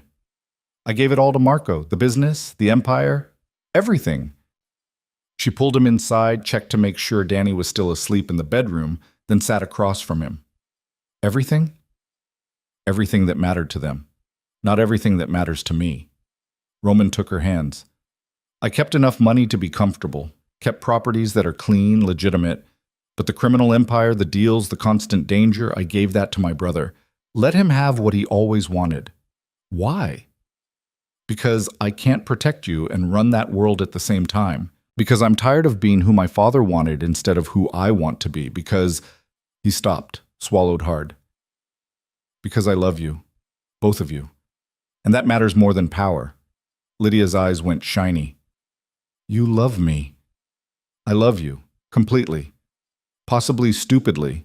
Definitely inconveniently. Roman pulled her closer. I should have said it sooner, but I was scared. Scared you'd think it was too fast or too much, or... She kissed him, stopped his words with her mouth, her hands in his hair, her whole body saying what words couldn't quite capture. I love you too, she whispered against his lips. I've been terrified to say it. Terrified you'd realize I wasn't worth all this trouble. You're worth everything. Roman rested his forehead against hers. So what do we do now? Now? Now we figure out what normal life looks like for two people who have no idea how to be normal. Sounds terrifying. Sounds perfect. They stayed at the safe house for a week while Teresa handled the legal transition and made sure Marco understood the boundaries. Roman spent the time with Lydia and Danny, playing dinosaurs, making terrible dinners, existing in a bubble where nothing mattered except the three of them. It was the happiest week of Roman's life. On the 8th day, Teresa called with news. It's done. Marco has full control. All the transfers are complete. You're officially out. How's he handling it? Like he won the lottery and can't believe his luck. I think he expected you to fight harder. I'm done fighting for things I don't want anymore. Roman, Teresa's voice went soft. Are you sure about this? Once it's done, it's done. You can't take it back. I'm sure. More sure than I've been about anything in years. He looked over at where Lydia was reading to Danny on the couch, both of them absorbed in a story about dragons. I have everything I need right here. Okay, then I'm happy for you. She paused. Dad would have hated this. I know. That's how I know it's right. They moved back to the city slowly, carefully. Roman kept security on them. Old habits died hard, but it was different now. Lighter. No longer the weight of an empire, just the reasonable precautions of someone who'd made enemies. Lydia kept working at the cafe. Danny started calling Roman Roman instead of Mr. DeLuca, which felt like progress. They found a rhythm that worked. Messy and imperfect, but theirs. 2 months after Roman had walked away from everything, Sarah called him with news.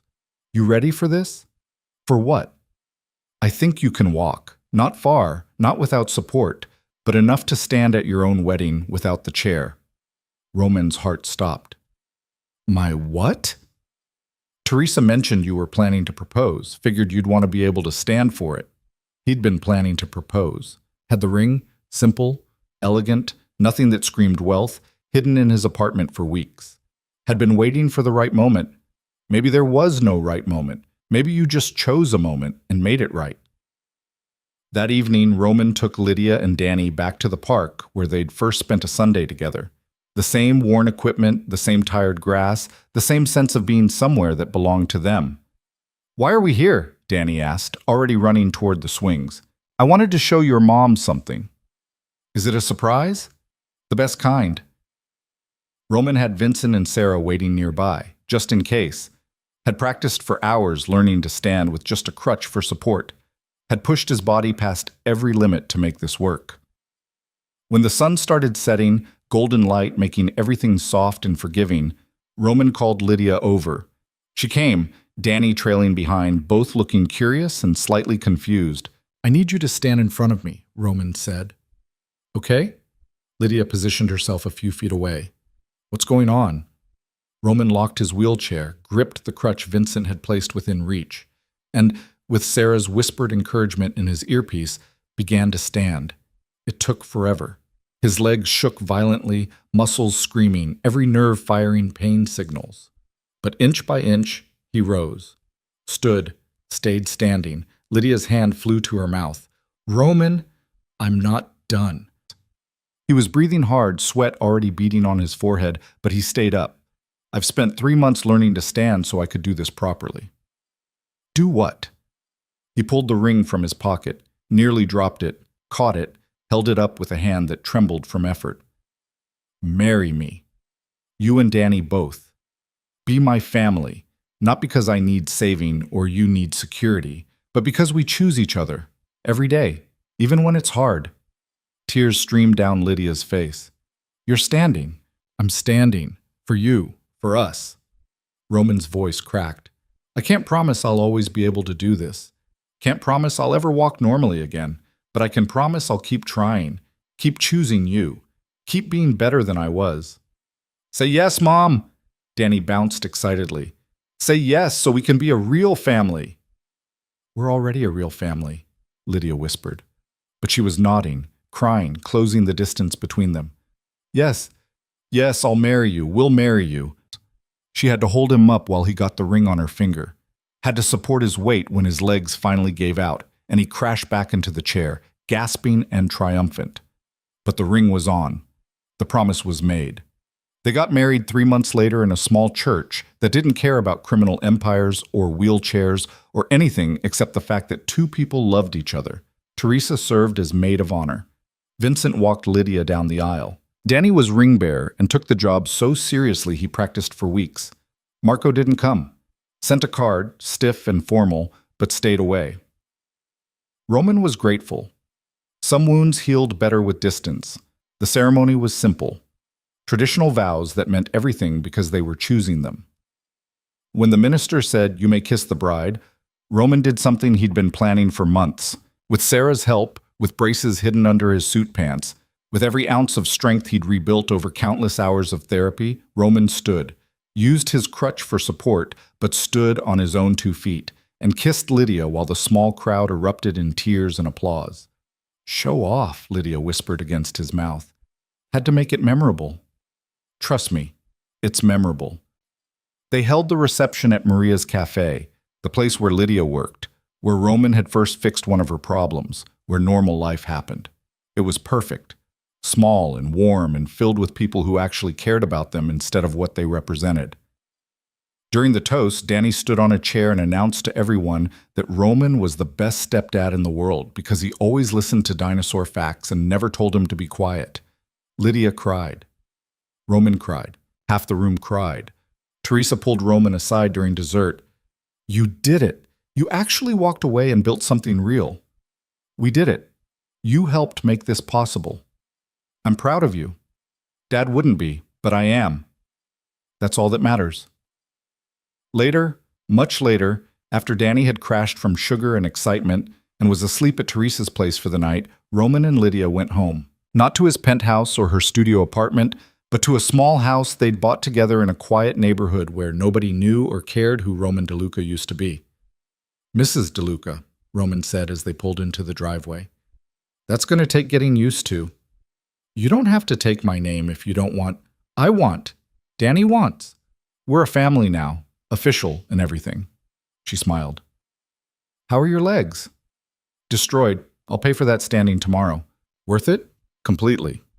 Inside, Lydia helped him out of the braces, rubbed his legs when they cramped, held him through the pain that was the price of those few moments standing. She didn't complain or suggest he shouldn't have pushed so hard, just stayed with him, silent support that meant everything. "Thank you," Roman said when the pain finally eased. "For what?" "For seeing me when I was invisible, for staying when you should have run, for making me believe I could be more than what I was. You were always more. You just needed permission to show it. And you gave me that permission. We gave it to each other." Lydia curled against him, careful of his sore legs. "What happens now?" "Now? Now we live. We raise Danny. We figure out what normal people do with their time." He paused. "I was thinking about starting a foundation for single parents, help with childcare costs, job training, housing assistance. All the things you needed and didn't have. Using your criminal empire money to help people? Redemption's expensive. Might as well spend the money on something that matters. I love you. I love you too. Both of you." Roman kissed her forehead. "Thank you for choosing me even when I was broken." "You were never broken, just bent. There's a difference." They fell asleep like that, tangled together in a house that was theirs, in a life they'd built from courage and choice and the radical belief that broken people deserved love too. 6 months later, the foundation opened. The DeLuca Family Foundation for Single Parents, funded by Roman's legitimate money, run by people who actually cared, helping families like Lydia's had been. It wasn't flashy or dramatic. It was just practical help for people who needed it. Marco called once, awkward and stiff, congratulating Roman on the foundation. They talked for maybe 5 minutes before running out of things to say. The conversation ended with mutual understanding that some relationships couldn't be saved, but at least they could be civil. Danny thrived, started first grade with confidence that came from being loved unconditionally. Told everyone his dad was the coolest because he had a special chair and could still do everything. Roman went to every parent-teacher conference, every school play, every soccer game where Danny spent more time looking at clouds than the ball. Lydia quit the cafe eventually, not because Roman asked, but because the foundation needed someone who understood the struggles firsthand. She became their director of client services, helping families navigate systems that had once defeated her. Roman kept going to physical therapy. Some days were better than others. Some days he could walk with crutches for almost an hour.